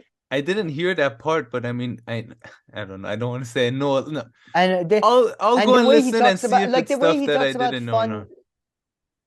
No, man, it was the way he 'Cause, I talked mean, about the Saudi and Qatari society was really good, I think. Okay, I didn't reach that part. What? No, I told you. I got really pissed off like at the first minute, and then I listened until like the 10th minute. Then I had reached I my would say, destination, and that was it. yeah. No, but I do think he reflects an important thing, though. For example, we know US is bad. Let's say US government is a force for instability in Northern Africa, in Libyan case. But it's important to, you know, the devil is in the details. Oh yeah, 100%. No, I agree with you. In this case, it wasn't US too much intervening, perhaps. Perhaps it was US not intervening enough following their No, let's not forget. their Yeah, this thing, one to stop. a lot of people got involved. Like a lot of people were at the forefront. Like the Libya one specifically. Absolutely UAE. right. Yeah, and but also the Western, I think Canada and stuff. And you know, there was like France and Britain were at the forefront. Yeah, exactly. So this one, you know, in a way different than some of the ones in Middle East where their US was clearly like the one that was ahead. This was this, and then the Turkey element came in, and yeah, there were everybody you know, had a bigger share in this one. So I totally agree with that. But again, yeah. Yeah. But I would say, I was gonna say what you said about the Freddie Zayers or Sayers, like, yeah, like at some point he's like, so we allow Qataris to invest in our countries, and this is, we know, and this is against the interest of us in the West. Why do we allow that to happen? And it's like, why do you allow the Catholic Church to abuse children, Freddie? Why do you think that? It was first of all, it's all because of and money. And again, yeah, as you say, but he's it was not such usually a like that. surprise. Yeah, well, I don't know. He's always kind of like, this is his thing, though. He's always sort of leading you very slowly to say something that is a bit maybe controversial, or with the Swedish guy. So immigrants. But that one was It's obvious. a picture of a brown man. What do you think? How do you feel right now? But yeah. But yeah. So, but yeah, I mean, first of all, extremism, I mean, I think it has been conclusively, Islamic extremism has been much bigger problem for Muslims and people living in Islamic countries like myself, who's not a Muslim. I mean, this, and the title of this video just so sucks funny. Too. Why would they allow them to come and build this massive mosque with the move on. This is $300 million mosque? Why would they do that? Money. Oh, I just wanted to put this is, by the way, in Qatar they handed out free Palestine t-shirts after they banned women life freedom, the Iranian protesting. So I guess now, because in my personal life, so I like a lot of like YouTube people or activists, I guess now I have to hate Palestine. I have to think Palestinian cause is bad because Qataris, they didn't care about my cause. It's definitely bad. Now, we talked a little bit about this in our drunk talk. Yeah, and I just want to reiterate, I'm not I mean, it was about Russia, wrong about China, and frankly, Stephen Mearsheimer is captured too much by theory. He doesn't look at the facts. And realist theory of international school has no descriptive capability. It has no predictive capability. So as a theory, it has really no value. Well, but just to be fair, very few, no social science theory. I mean, just like that cartoon video that I showed you, they can't predict. They can just explain afterwards. But yeah, I'm not okay. No. We have theories that are either normative or descriptive, or Okay, all all right, this is a normative theory. It's not descriptive in any useful sense, I No, suppose. no, a they would normative argue theory, it's and I'm not descriptive. In the sense that states Oh, they are would. the most powerful actors and this Well, kind of no, sense. even look, man, even if they argue that it's descriptive at this point in history now, 20 years after the 30 years after the end of Cold War, I call bullshit on that. Stephen Walt and John Mearsheimer, because for the last 20 years, basically Mearsheimer and Stephen Walt have been going around US intellectual circles, going around, this is not what we would do. This is not what we would do. Even Kenneth Waltz, God bless his soul, would defend Iran's right to get nuclear weapons and all that. So I'm sorry, but descriptive, no. Maybe normative, but even then, okay. Yeah, but you're right, though. They would argue that. Also, I wanted to point out that Syrian Kurds are being attacked by Turkish raids, and now they've stopped doing work. So it seems to me like whatever happens anywhere in the world, Kurds get beat the shit out of them. Like in Iran, in Turkey, in US cuts their aid. So what the fuck, man? Jesus Christ. And I really hope in Iran we can have a British system in which there is Kurdish nationality is fully recognized. They have their own football team, they have their own flag, their own schools and all that. But the economic system is completely centralized. So everybody gets to use the oil money and all that. And not a bad one. And I'm always for more football teams. That's how it should be, man. There is no Iran. There's no place called Iran. It's Baluchistan is land of Baluch. Anyway, sorry, man. Yeah, but another Sweden also gave a Kurdish refugee to Turkey in their attempts to join NATO. So Kurdish that's people kind of again funny. I fucked. remember the DW reporting and all that. They were like, Erdogan is nothing. That was just all acting. Especially after the summit, and they signed some kind of MOU, and then she's like, you see, it's nothing. And then now still Erdogan still has the upper hand. So it's kind of funny. Yeah, and he's getting some of what he wants, I'm sure. Sorry, yeah. Everything he wants, but Well, I mean, he's still keeping them out of NATO, so I mean, at least that one objective. Yeah. For now. And just interestingly, this was very interesting, but did you hear about this? No. Jeff, the Virginia Dufresne, the one who accused both Prince Andrew and what's his name? The Alan Dershowitz, the weird, the enemy of Norman Finkelstein. Yeah. He sorry, I closed it because the internet got really bad.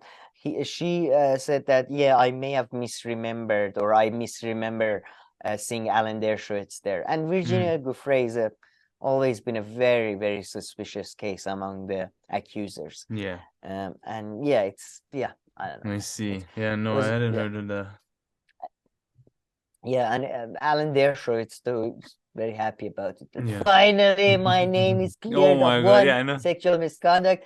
Please ignore all my past and all the other shit, potential killings and all. So he's very happy. I know him nowadays. I know him much more than than the Norman Finkelstein enemy, mainly because of this. His whole thing about defending himself against this and the Trump thing is just hilarious. He's amazing. Martha's Vineyard. I can't even go to a bar anymore. He was so pissed. But okay, let's go to the next segment. If we're done here, I'm really excited about that Yanis Varoufakis video on this. Alrighty, Sam. So let's move on to our next segment. I think I forced you to save the best for last. Although actually, I'm really excited for these first two stories now. But I'm sure the rest will be terrific as well. But yeah, this was pretty funny. This was pretty funny too. So Chapo Trap House invited this journalist, I guess, that they have regularly, who done an interview. This journalist they have regularly? Wait, whoa. What? He's one of them? No, No, it's been what Meg McKenzie, whatever, the OC, Ryan from Oh, OC. no way. I didn't realize this time too Yeah. again. Don't you remember they had him on Yeah, a while no, ago? clearly, but I Look at didn't. this Oh, I missed journalist. that. Respect. You respect OC aluminum. So you see, you're clearly okay. You give a summary first. You're clearly better prepared. So just what the video is about. No, that's I mean he's doing a book on that, so he Yeah, so he's doing a came to book on share this their guy, right? experience. He's doing a book on cryptocurrencies as a whole. And he did an interview with this guy. Yes, he had a like few hour interview Yeah, with him, and as so did apparently everybody except us. so he's the CEO of what's the company that went down? FTX, I believe. FTX, yeah. And yeah, so what did he say? Do you want to summarize it? Well, I mean, in this one, they don't really go into details of this specific case, but yeah, they just explain how it's all a scam and how if you, of course, don't allow any regulation. And if, by the way, they give a really sound financial help to anybody who's interested. If you are like, dealing with a company that is based in Bahamas or other, free trade zones, be a bit careful, do a bit of due diligence, maybe. Just anyway, but the sad part is that, as they discuss, a lot of ordinary people probably get sucked into it. They talk a bit about gambling addiction. Yeah, that was interesting too. Man, and again, it's a hard one. I really don't. I do think organized gambling should not be really allowed by the state. But I don't know if but it's something that people privately, individually, I guess. But it can, it's. But it's just amazing. Much more damaging than drugs. Kind of like what I was saying. When was it now? A year or two ago when I was obsessed with it, and like I said, like it's just like anything that they always say about Bitcoin and crypto and stuff, you can be guaranteed like the exact opposite is true, and like it's gonna like be shown to you and like blow up in like a very like obvious, don't know, hilarious way. We're gonna go to Varoufakis' video. I think even he's a slightly more. No, of course, but they don't say that. No, that's unfair. You see, if you talk so much bullshit, right? So that becomes the big part of the narrative. Of course, there are good things to some things and utility, right? But then when like 90% of the promotion that comes from it is bullshit, I'm going to focus on that. I find that funny. So I just want to say, no, I know, but Yanis you said the exact okay, opposite I actually side, have the exact same position as Yanis. Position. Calm down. All right, it's okay. You saw what the other guy was saying, right? The other guy, everything that came out of his mouth was bullshit, except the very beginning where he like explained how. What is bullshit about? Maximize the rooms. The room has 10 chairs that are empty, and if those 10 chairs. But before that, I sent you this, but no, this one I didn't. I don't know if you saw this. This is Robbie really hard trying to like, FTX doesn't mean all crypto is bad. Okay, okay, libertarian dream lives on. Okay, we can do this. We don't need a central bank. Jesus, yeah. Yeah, it's so funny because he keeps trying to say like and again we share the Varoufakis position, which is like it has some utility in as a toolbox in economics, but it's not gonna or in other stuff too, yeah. It's digital money. That's what it's good for, untraceable action. So this was the debate we watched. Yeah, Yanis Varoufakis just killed this. I mean, this guy was just so like. Read the comments. Just go to the comments. Like, I don't need to say anything. Just go to the comments because it's from the first one. Just go to the comments. Did you fucking understand what the fuck is he on about the room? And when there is one chair that is empty, it's more hard or it's easier to maximize, but when we have room and there's 10 empty chairs, that's the problem in the room, and I can't do a Hungarian accent, so it's becoming just No, man, weird. the poor guy. Like Just go Russian to, I swear, the translation, comments, whatever. the comments like set the context and scene, I swear. Victor brought a knife Victor to a brought a knife to gunfight. gunfight. It's pretty, Yanis Poor Varoufakis is pretty guy. clear That why said, Yanis crypto is a genius can't and be was still a money. thinker. Kind of listening to a 10-year-old debating an 80-year-old about I the meaning of shouldn't. life. I would like to see someone a higher caliber debate this with Yanis. Okay, now go up. Okay, you see, so I mean, I think that gave a good idea. And I just want to add, Yanis Varoufakis actually came with a like a little bit of, he didn't even need to be that nuanced, but like he with a little bit of nuance. He was like, I'm not talking about the crypto, even blockchain technology. I'm just saying if you think that's currency, then you're It's dumb not. as fuck I've ever seen. You're idiot. But X, Y, and Z, sure. And then the other guy, like that flew right by his head. He just comes and he's like, well, blockchain works like this, and technically you put it together. He's like, I just explained that. Yeah, sure, but I'm talking about the economy. He's like, well, if you look at agriculture, and then he like he like choked them I'll right play there. that. I swear. No, He no, was like, before "Oh." agriculture. He like stopped him in his track. You know, he's like, no, take this back, take it back. He's like, okay, fine. Man, watching Yanis Varoufakis, or to an extent, like Chris Cutrone and Spencer Leonard, is like watching.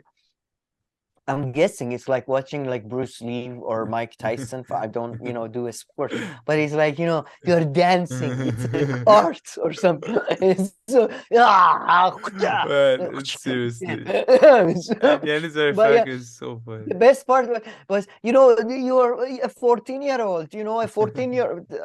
I'm gonna try to do translate. Yeah, I don't know what I'm gonna do.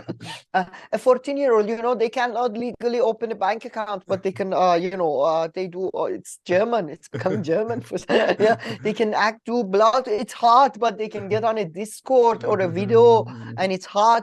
But they can. What is Discord, by the way? What the fuck is Discord? What is I it? Some forgot. weird. I knew, but I forgot. You know what it is? No, I forgot. But man, the Says they put funniest us in thing Discord that Yanis community. Varoufakis dropped in the middle of everything, he's like, I used to do a little bit of coding myself in the early 70s. And how many things can this get? So I appreciate the code, It's just what? How did he do coding in the 1970s? I didn't even know that was possible. He's like the original Bill Gates. He had built a computer in his basement, in his garage. He just forgot to tell people about it. I tried that. No, it wasn't for me personally. I didn't like it. Okay. No, but let's play one of the best parts. Oh, nice. Okay, this is a part. Nice. I hope the volume is not too loud, but people be careful. Oh, let me see because we got cut off. So let me check if my audio is shared with you. That's why fewer and fewer people has to shared. Yeah. Work in agriculture, for example, and so what I think, and generally what propels humanity forward is technological innovation, right? So that's why fewer and fewer people has to work in agriculture, for example, and innovation stems from competition, competing ideas, competing people. Technological innovation generally propels humanity forward. So that's kind of like automatization, really basic using smarter things, generally higher yield crops, and all those kind of things enables humanity to work on different things. How is this connected to crypto? What I'm saying is, crypto, what it does is enables innovation by lowering the barrier to entry. Why is this related at all to agriculture? Sorry? It lowers the barrier to entry for programmers who could get in there and create mechanisms for keeping records. But why is this related to agriculture? No, it isn't. Say it isn't. Related to technological improvement and innovation. And agriculture? How? If you're a farmer in India, why is crypto? I don't talk about blockchain enabling agriculture attack. Okay. So let's take agriculture out of this conversation, right? Yeah. So I'm not talking about that improving agriculture. What I'm saying is the parallel is what happens if you enable technological improvement and bigger competition within the arena of innovation, right? Sure, that happens because you have young people Yeah, like pause you it. who are Oh yeah, to be fair, programming the guy was blockchains just and then suddenly they giving. find themselves doing. To be fair, the guy was just giving know, a but random Yanis- analogy example, but Yanis Yeah, took it. But that segment also showed What the everything fuck else. did you say Like, about that? this is what happened with crypto and Bitcoin people. The conversation never ends. So because they'll just like move on to like another thing. Oh well, it has great barrier of entry. Okay, now let's debate this. Then it's a great thing to do in the afternoon. Okay, now let's talk about what it's a great. In this country, there's this to happen. Okay, like it never ends. You know, like the first thing is about it's not a money. He's like, But that's okay. Then he's like, so it's about making napkins that's the cheaper. con. Then you have That's to talk a con about job. that. It just never ends. They can go on. And now he was, in Have you- innovation, and so it's good innovating. It just goes on and on. Yeah, exactly. There's a sketch by Key and Peele. Again, I love Key and Peele. Key and Peele sketch. I think the sketch is called "When a Con Man Tries to Con Another Con Man," and it's exactly what you say. It's just never ending. Like, yeah, I left my wallet at my wife's house, but then when I was walking on the streets, and then this happened. And yeah, I mean, I agree with you. It's just endless justification. But no, I have a feeling Yanis's ancestors may have been like farmers or something. He did not. What does that? Why did you say agriculture? Why did you say agriculture? Why did you bring agriculture's name into this debate? This had nothing. You brought it up. I'm gonna end this now. It's an analogy. I don't know. It's innovation competition on generally humanity forward. Why did you say agriculture? I asked you. Okay, Yanis. No, it was fun. I wish actually it wasn't such a structured debate because like that, the MC the guy who was media lame so as hell annoying. too, but like he kept on ending With the the rounds. fucking thing, the ring thing. Ding, ding, ding, ding. The first round is over. Ugh. Yeah, sorry. Yeah. No, but man, that I guy took hate- a beating. I hope he reflected a bit on his bullshit. But I mean, who gives a fuck anyway? Wasn't even a beating. It was more like a sort of like two people. Like he was just talking about something else, and yeah, I don't know. It was just anyway. No, the guy Go was, ahead. it was just so. Oh Yeah. my god! Yeah, And this so was we, the we great touched video. about this too. This was great. Yeah, where Freddie the Boar says that people who criticize me should maybe read for me. Yeah, really. Like, Yeah. please, at least, like, something. Really good video. But then Elon Musk takeover led to this, the threat that Twitter files. So this is what I told you about in the beginning, which is basically Matt Taibbi shows how he shows how both the Twitter was open. Like basically let's say they had a fast, both Democratic and Republican Party had a fast lane to Twitter, but also their own internal managements, because of the culture they had, were prone to favoring one story over the other, or wanting to censor some stories. And in case of Hunter Biden, that seems to have been the case. And Matt Taibbi says that overwhelmingly they seem to be, Democratic leaning. This tweet is the one I found very interesting. Read this. Although several sources recalled hearing about general warning from federal law enforcement that some are about possible foreign hacks, there's no evidence that I've seen of any government involvement in the laptop story. In fact, that might have been the problem. Oh, so if you recall, Zuckerberg said that, in that interview with Joe Rogan, that we are contacted by FBI, and that's what everybody assumed, that FBI and all these enforcements tell them that this is probably a fake story or Russian thing and all that, and then they react. But in this case, it seems to be they didn't even have to warn them or anything like that. So they just decided to do it themselves. Yeah. And again, you see, I mean, you do internalize these things too, but also maybe not even just that, maybe also their own ideologies, or maybe Matt Taibbi hasn't seen the evidence. Yes.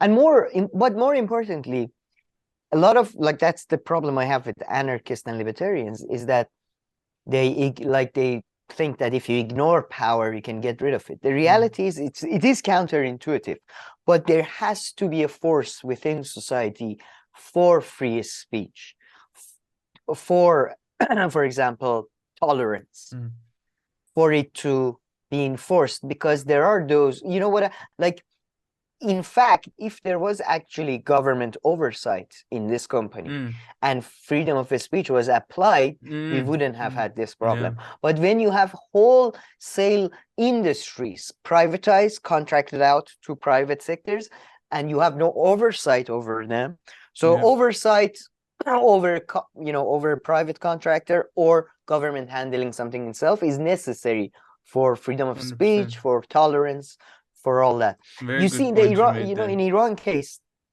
or in a lot of other cases, the violence committed by a state is not through a state agents, it's through non-stated agents. So they plausible deniability and all that. Yeah, I mean, you So- need Oh, sorry. Yeah, nothing. go ahead. No, sorry. nothing. Oh yeah, I let me thought you- tell you my joke, my Twitter joke. Yeah, your Twitter joke. Oh, So I don't know, something, I'm not good at telling joke, but imagine if you heard this joke from someone who's good at it. I think it'd be even funnier. So better than me. Twitter is like Benjamin Button. So like the movie, how he goes from like Oh, older yeah. to younger. Like Twitter went from public to private, and now it's becoming a startup. Because sorry, from private as a public company. Sorry, from public company to a Public to private private? company when Elon Musk bought it, and then he's like firing everyone and restarting. So it's kind of like becoming a startup now. But I butchered it. Startup. But it was, You said it. You said the joke right the first Oh, time, but then you. I tripped out. But Yeah, but it's makes true sense, makes because it's I love the startup part though from from private. Soon it will be just Elon Musk's An idea. personal plot. Yeah, no, soon it's just gonna be an idea. It just turns into a business plan on a piece of paper. No, but that's But by the way, saying that, Freddie de Boer, that we should mentions the important fact that why Elon Musk's takeover of Twitter and Twitter as a whole not being like nationalized or regulated or whatever is a problem. Like much more of a problem is probably people like Jeff Bezos who own prestigious, influential like newspapers Washington like Post. Washington Yeah. Post or Rupert Murdoch with Fox, whoever. But nobody seems so. Yeah, there and seems if you to be a think the decent- previous billionaires who owned, Twitter or like the others are good people, then Yes, Saudi Arabian princes, famous, love freedom of speech, love, progressive causes, all of it. So, also on the drama side, let me do drama quickly. Did you see that? no, Cenk you told and me, but I Hasan? forgot. So It Cenk was went pretty to the shit, but house. man, he really doesn't like. He has such a reaction. I mean, I have to say though, in my experience, most people agree with Cenk. In my experience, he talks about how like homeless people, some significant numbers of them are, criminals, and they choose basically to be criminal. That's the argument base. And Wow. most like, man, I was talking to two people who are, one of them has a PhD in philosophy, one of them is a medical doctor, top universities, blah, blah, blah. And they like were talking about how beggars make more money than a lot of people. Oh, who but work. for sure. But and it's just most common widespread belief everywhere. But the people who claim to not believe this narrative are supposed to be leftists and quote unquote progressives like Cenk. Like the exact person that he advertises is not supposed to have nationalist. this They're not view. left, so yeah. Yeah, no, but that's what he claims. Yeah. But I know, of course, it's the most widespread thing. And doctors, of course, I'm not surprised. Even philosopher, like I mean, doctors. I mean, they're doctors. I don't know, man. I'm surprised anybody with a graduate degree. No, I'm anyway, not but surprised. whatever. But yeah, so yeah, but he gets, Hassan Piker really owns him and Yeah, pushes nice. back pretty good and all that. And then did you hear about this? Yeah, I heard about it. That you used the right word. I heard about it, but no, I didn't actually watch it because not metaphorically. Just read that. I mean, Anna Kasparian calls out AOC. That doesn't make you want to watch it. I mean, The school. No, but it's so funny because it almost gave me deja vu. yeah, I This know. whole, because this is all. We're gonna go to the rail after this. This is all over the rail thing. This almost gave me deja vu because some, this whole thing, didn't it happen with abortion? Didn't Anna 50 had the years whole in. thing? Oh, did Anna do? I don't know. Yeah, I mean, they're just, yeah, like it's specific, even details of this thing. Like, forget about the fact that we always said and thought that AOC and Ilhan Omar, by the way, your friend, they're all Whoa, sellouts. no. She was forced. They threatened her family. Okay, fair enough. That's a good reason. I can understand it. That's all right, except Elon Omar, whose allegedly family members were threatened by the deep state. But yeah, it's just such a. I mean, and then Joe Biden abandoned the work. He didn't abandon them. He never really he never was there to abandon anything. So, Oh man, just because Joe what he going said he hard, likes eh? Amtrak. Are you supporting Joe in the next election? I think now that he's staying alive, now that I think about it, I'm hearing less I might. backlash against him from like Democrats. You remember like 6 or 8 yeah. months ago, they were trying to, undermine him a bit. Or maybe I'm just not They were reading trying to. the same news. I mean, No, they were trying to use their telepathic powers to kill him in the White House. Joe Biden But died. doesn't seem like they're trying to do that No. anymore. They realized, okay, Well, he's the only one we have. Might as well. Joe, we man, got the you a Chuck brand new Schumer's- wheelchair. It's red. Put some nice rims on it, roll Your them favorite. out. It's got a toilet thing underneath. It's very nice. You don't have to get up or anything. Just do the thing and just let's go, Joe. Just let's go.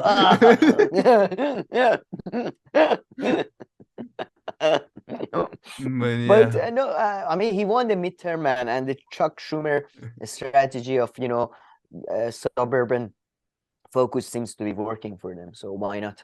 Yeah, no, go suburb. But yeah, I think, to be honest, people should go on rail strikes in the US.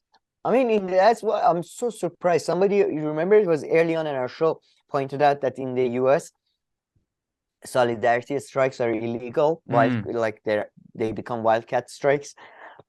And I mean, I can't even forget about Medicare for all. Like, I think that should be the main thing that they left focuses on, because right now, pretty much like legally, they are paralyzed. Pretty much, like, yeah, that's interesting. So, yeah, in the UK, the train strikes seem to be, becoming like the threats are paying off a bit. All over Europe, kind of now, in a way. There are a lot of strikes in Europe Really? right now, in the major European countries. I mean, of course, France. I kind of. No, I meant more France. Come on, man. That's every day. I'm not gonna cover that. They're like, these ones have nothing to do with right now. They were scheduled in 2014 for 2022, so they're regarding the issues. Sorry, this strike was scheduled before Corona pandemic. There is no cause, but it was scheduled. So sorry, you have to do it.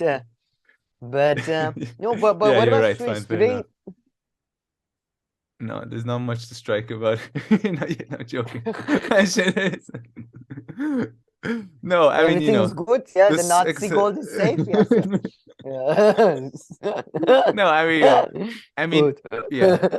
I guess people who have big houses or big apartments, I guess, or even 3-bedroom apartments, they're probably feeling it a bit when it comes, I guess, to electricity and gas, I'm guessing. If they're driving a lot, perhaps, maybe those people, and who else? And, wait, I was just going to say something. Yeah, and as long as you can just put a sweater, because they just reduced like the temperature in buildings by 1 degree. But I mean, it's not the end of the world. But it is like cold in all apartments and stuff. It's kind of funny, but. That's another, like, I couldn't, like, I remember when I was in UK, and when I was in one of the flats I was living in, and Yeah. dormitory was like that this temperature was set centrally. Yeah, And yeah. Oh, yeah, mine's the like that. funnier, Armenia and Georgia are funnier, man. Whole blocks, the temperature is set sort of centrally. And yeah, I find that so weird, and to be honest, so inhumane. It's like, what the, like, this is so weird. Yeah. This is like, But that's the only thing. yeah, But and then they talk about freedom. Yeah. You don't have freedom to heat yourself up, motherfucker. So yeah, I don't know. Switzerland, I don't know if there's been much inflation, but I was watching this video on Egypt, though, just one of these random YouTubers who go there. Like a good 40% inflation there. Like, yeah, very. Egypt is yeah. I mean, the thing, even But have you heard they're building a new after all, capital, by the way? Have you heard they're yes, doing one of those things? Yeah. I heard, but I forget what was there was I forget what was the reason. But yeah, Egypt is More space. Cairo is a mess. It's so busy and so badly urbanized, Yeah. badly designed it became. But yeah, even now, man, what's it called? Iraq is, I think, a slightly better place to live than Baghdad is a slightly better place probably to live than Cairo, because of the infrastructure or development that happened Really, to because that of the oil extent, you mining. think? Yeah, Cairo has always been I quite, don't know, like, man. Egypt No. has always been, For which because there was classes of never people? influx For of working class, middle class, or rich? no, just, I'm not doing a class. I don't know about the class.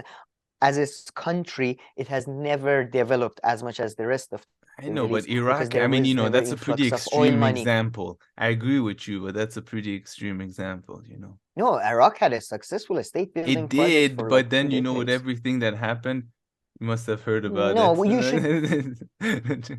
No, you I don't would think put so? it. Even post-Iraq war, Cairo, yeah. Maybe post ISIS, maybe, but I don't know. No, I'm just saying in a Post putting this and that.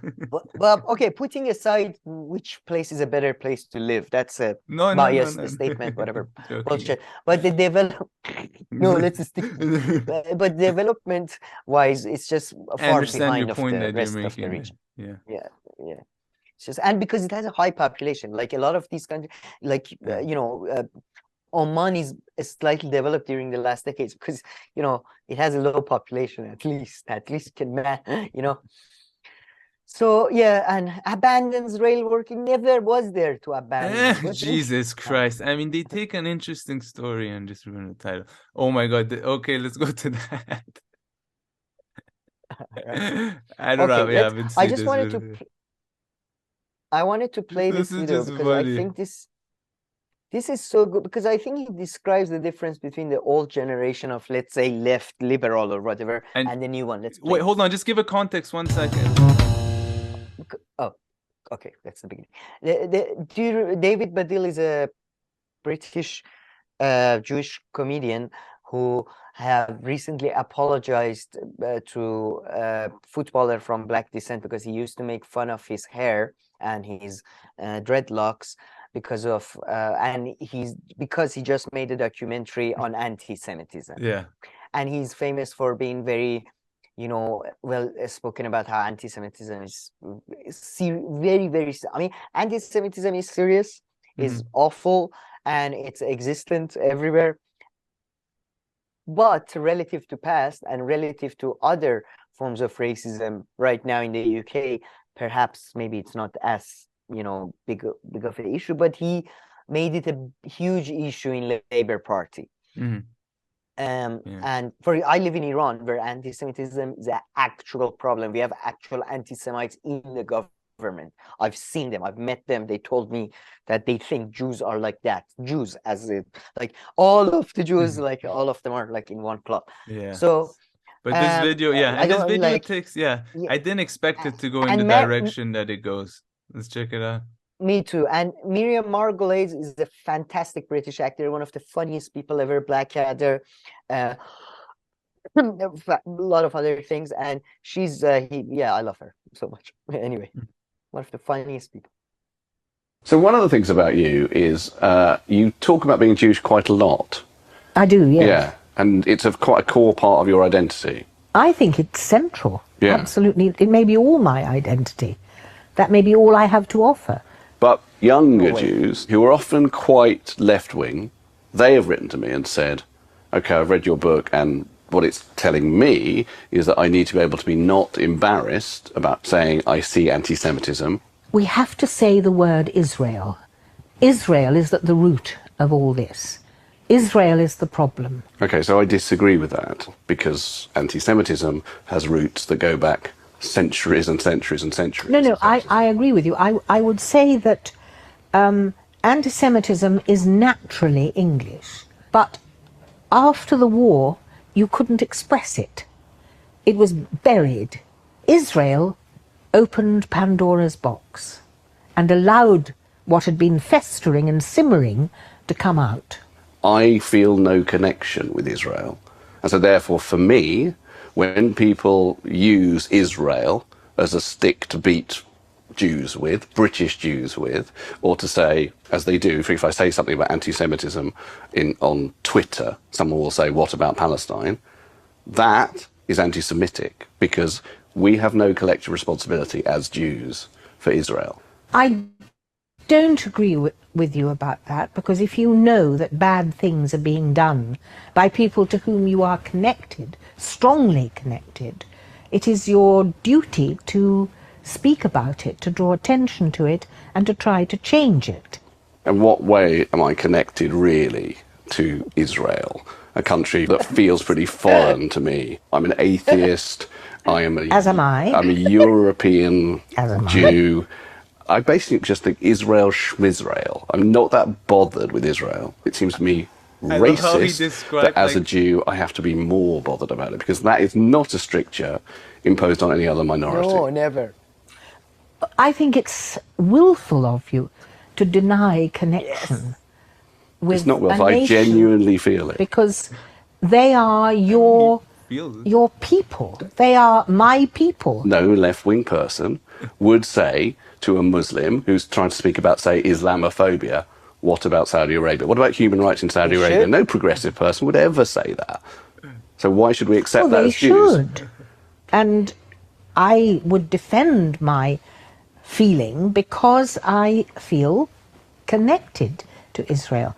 People are very worried all the time. This might offend black people, this might offend gay people, this might offend disabled people. But they don't care whether it offends Jews. I agree with you. I don't know where he heard that, or like how he could have gathered that sentiment. That's just No, crazy. but hold on. Okay, fine.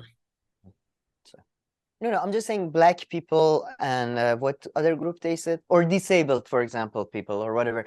You know, the people who've been marginalized systematically very recently, for example. It's more recent, sure. There but is even more cultural taboo. For example, Turks. I mean, even Turks faced real sort of, not racism, but something in Iran. So, but you know what I mean? Like, but because time had, you know what I mean? Like, some things become more taboo at certain times. That's all I'm saying. Exactly. I agree. What I wanted to say but, that I heard. Go ahead. I'll pause it, Hamish. No, sorry, it's the delay. Sorry. I just want to say what I found really funny is when he tried to distinguish himself from like an Israeli. He's like, I have nothing to do with Israelis, and I'm just like a European atheist. He described like probably like the most common like Israeli in Tel Aviv or something like that. I can imagine, European background atheist. Like, yeah, it doesn't mean that a lot of people in Israel are also agnostic and atheist. So that was just funny. So I think she was right that it's just will. Because his point, he was like making 2 points. He was trying to say like, hey, I'm not responsible for what they do. I'm not Israeli. Fair enough, but like the way he made it seem like he has nothing to do, it's as if like he's like an alien and they're not even people. So I mean, of course there are. The thing is, I don't think. The problem with him was that when I say something about like anti-Semitism in the UK, they tell me, what about Israel and Palestine? And I say this is anti-Semitic. I would just chill the fuck out, man. Like everybody is just chill the fuck out. It's there.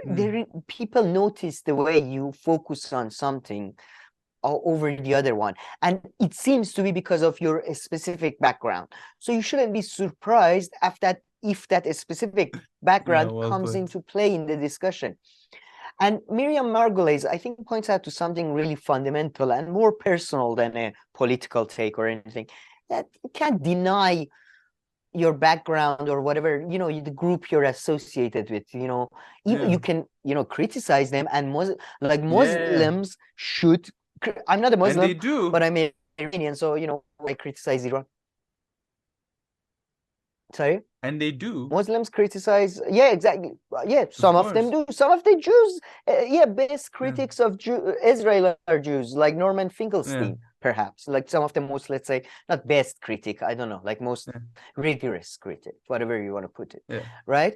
And by the way, he says no leftist expects that from the Muslims. I don't know by the way, who are these leftists? Yeah, I mean, in his head, he just has so many narratives. Like in his head, he has just so many narratives that are against him, and then he groups everyone together. Like if he comes and meets me, he'll be like, all Iranians hate stand-up comedians or something. I don't know. He'll just like take that one experience and like group it into such a generalness, I feel like. Yeah, and every time there is an Islamic terrorist attack, all like Muslim community is asked and called upon to, say we are not associated, or every time there, you know what I mean? We are not, like if you tell a Muslim person, why don't you criticize? Anyway. So I just think he's just too obsessed with bullshit, like really bullshit. Like, he's not really helping anti-Semitism, like helping the fight against this is just like his pet project because like he's really into it. Yeah, or money. And Miriam Margolyes, I think, is right about Israel. My view, Israel basically having, it kind of not, I disagree with her that it was buried and it came back to the surface. I think it just gave them an excuse. I mean, it was buried, but it was just gave it the perfect. But at the same time, you can't also confuse, like everybody says, criticism of a state and like its actions and mistake it for like, you hating a group of people. So I mean, there's, that has to be differentiated. You shouldn't, but you could. You shouldn't, but you ought to. You ought not to, but people do it all the time. So I'm just saying, it gave it gave easy propaganda. It's kind of like when Muslim leaders use Islam. It gave an opportunity for actual anti-Semites. It gave them something to exploit. Exactly, something to latch on to. Same with anti-Muslims, I suppose, or anti, whatever. And they use the worst examples. So then we had that thing about. So you learned about the Liver King. I just put a photo of him, I guess, just like click ahead. Yeah, I think. Who is he? Can you briefly explain? What he advocated eating liver? Yeah, okay, very quickly. Yeah, exactly. That's his shtick. He's a guy who's just gone popular now on Instagram for the past year or so, social media, claiming that he has this body mainly because, he only eats liver, and he does a few other things, like sunbathes a lot or something. Tanning his balls. And like denying like every other person in his thing that, I don't do steroids. But then like, I guess emails and stuff have come out so confirming it, although it's the most obvious thing. And I was surprised that Joe was actually so harsh on this guy, because I mean, yeah, sure, I guess Joe admits openly that he takes TRT and all that, and he doesn't hide it. So yeah, the guy was hiding and lying and all this, but I was a bit surprised. Yeah, but I would be. It's just the most normal thing. I mean, this guy was just so obvious. He's just such a grifter, but hilarious. But although like I found one part that was funny, Joe and stuff started talking about like actual plastic surgery, and yeah, maybe he did also on top of that plastic surgery. But yeah, he's pretty much the Liver King was that. Made of it. Like no, that's a thing they do. I don't know who does it or which people and stuff, but they do plastic surgery as well. They put big chests and stuff, not just bodybuilders, like other people too. Big calves. Just interesting. Not that I'm interested for. Yeah, myself, but yeah, that was hilarious.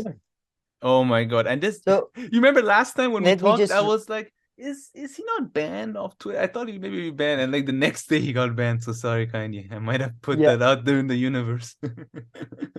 Yeah, it was you, and he tweeted a swastika inside a Star of David, or a Star of David inside a swastika. So anti-Semitism is alive and well, no doubt. Red with this guy, And he's such an idiot. Yeah, man, He's so stupid.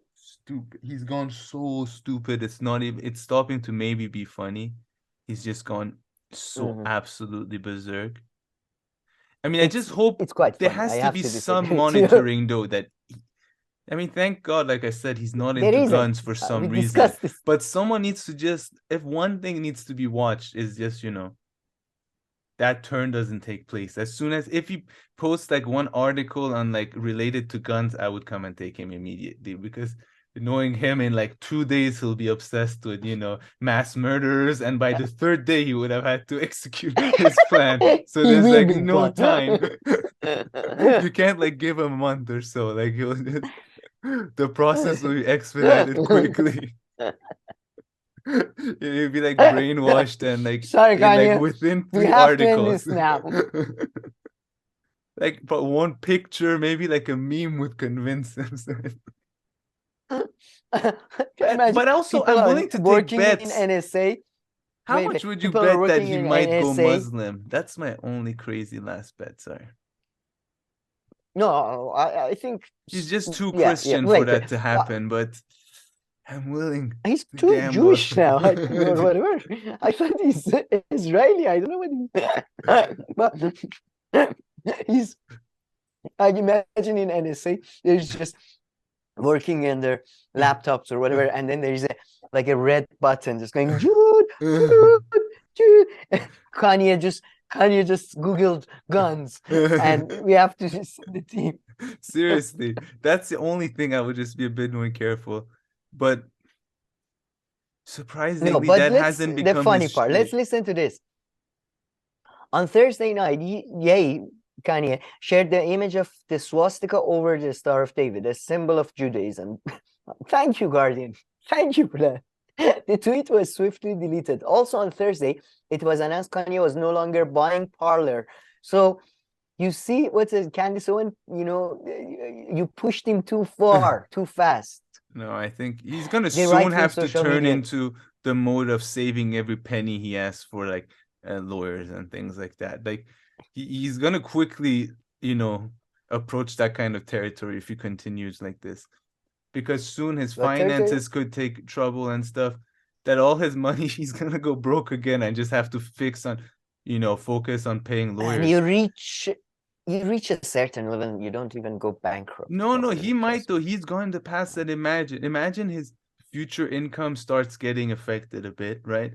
He has an expensive lifestyle, I'm sure. These things add up and quickly you're in trouble. And then lawsuits add up. I don't know. That's easily one path it could go down. Sure. No, but it won't be like he'll never like be homeless, which is like nobody deserves that except Kanye probably. But you know, it's just saying, you know. But I mean, he'll always have royalties coming from songs. So I mean, you know, he'll always have that. Can't you? I really wish racism and sexism, we could kind of like put it like there would be a global constitution that these two get you, like, it's over. Capitalism, you're out. That's true. Listen, anyway. If you go to jail, does your royalty go to somebody else? I'm sure, or can you still pick up on your? So no. It doesn't get affected. Yeah. Oh. Yeah, I don't think you're Jesus Christ. You're wow. But like, you know, they don't come and take your property when you go will be forced to work for us because you committed a crime. Oh, so they don't. Okay, no, I thought maybe they did. Jesus, Islamic Republic is kind compared to you. But listen to this. This is his last tweet. Let's always remember this is my final tweet, Kanye wrote, posting an unflattering image of Musk half naked on a yacht. That's so that was his last tweet. So, and then after that, Musk wrote, that is fine. This is not about the swastika thing. Then the rapper began posting on Truth Social, the social media platform started by Trump, and he said, what did he say about Musk? Oh, he said about Musk, who made you the judge? So, you know, that relationship has soured. But then the best part is this. Shielded behind a face mask, he appeared alongside the white supremacist Nick Fuentes on InfoWars in an episode posted online on Thursday. So the mask was him.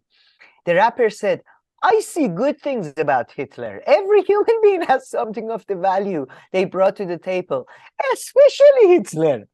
I mean, by the way, this is the end of the bullshit that in 80s and 90s left people. Oh, everybody's good. Okay, we no, should now you're respect everybody's values. Everybody's no, see, this is the end. No, even I say, no, okay, even like the dumbest person, there's something that they're good at or something. But this is here like taken too far. Yeah, looking for values. You're good at is different from brought something of value they brought to, okay, I mean, let's go further. Just so stupid. Alex Jones replied, the Nazis are thugs. Kanye said, but they did good things too. We gotta stop dissing the Nazis all the time. Yeah. Oh my goodness, just because you don't like one group doesn't mean Jones. Oh, sorry, I should have. Jones said, oh my goodness, just because you don't like one group doesn't mean, Jones said. Clearly uncomfortable, Kanye interrupted, I love Jewish people, but I also love Nazis. I mean, okay. Kanye, I don't think Hitler was a good guy. Oh, sorry, again, Jones. I don't think Hitler was a good guy. Jones stated later. Kanye replied, there's a lot of things that I love about Hitler. A lot of things. A lot of things I love about Hitler. This is different from, you know, saying, you know, like Jesus, Hitler, okay, he was good at giving public speeches. I don't know. So yeah, man, it's the guy has gone full mad. I would say though, this is Adam Curtis in one of his documentaries. I forget which one. Kind of talks about this, that, you know, maybe it was like, because there is a lot of Nazis to this day around. We made such a mental image of old Nazis in our head that we can't, like the new ones don't, you know what I mean? The new ones don't seem real to us because they seem like monsters out of fairy tale books or something. But yeah, the guy, he's full on. He loves Nazis, as he said himself. He loves Jews too, but he loves, I mean, it's what? Yeah, I don't know. What's cognitive dissonance in is there more Kanye? Action. No, not more Kanye, but another asshole from a different generation. It ain't me, babe. Bob Dylan apologizes for using a machine to autograph but man, I never liked Bob Dylan. I never liked his fucking wishy-washy politics. And I had a sociology teacher in UK, and he said he's one guy who can't really sing well, can't play guitar very well, whose lyrics aren't even that good, but he's somehow famous all throughout the years. He did one like good like social song back in 60s, Emmett Till or whatever, and he's been coasting off of just all these artists, man. And I have to say, in Iran, at least I knew two people who went to, like, you know, they were artists. They were, what do you call it, like movie makers, artist student type of thing. And they both said like they really love Hitler.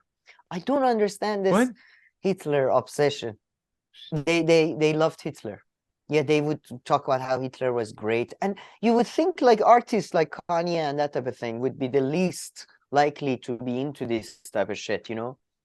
But I've seen by the uniforms. I don't know. That's anecdotal. They're such idiots. They're probably like in love with the uniforms or something, as they're such idiots.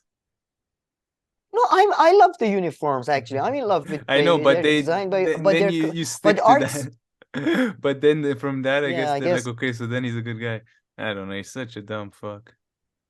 But but the weird thing is, like, I'm talking about in Iran though, because it's, you know, I'm not talking about people in the West. I'm talking about the artists in Iran or like Eastern countries, because like they dress like hippie dippies, you know, like long hair, sometimes dreadlocks, like a white person dreadlocks, or they wear these Iranian type, like, you know, loose things, but they It's very odd. It's just very he brought Kanye, reminded me of that. That's but yeah, Bob Dylan thing was just probably shouldn't even have brought it up, but yeah, but okay, all right, great stuff. Let's wrap it up. If anybody has any comments, questions, criticisms, please leave them below and we'll make sure to get to them. If not, please like and subscribe, and we'll see you in our next video. Thank you.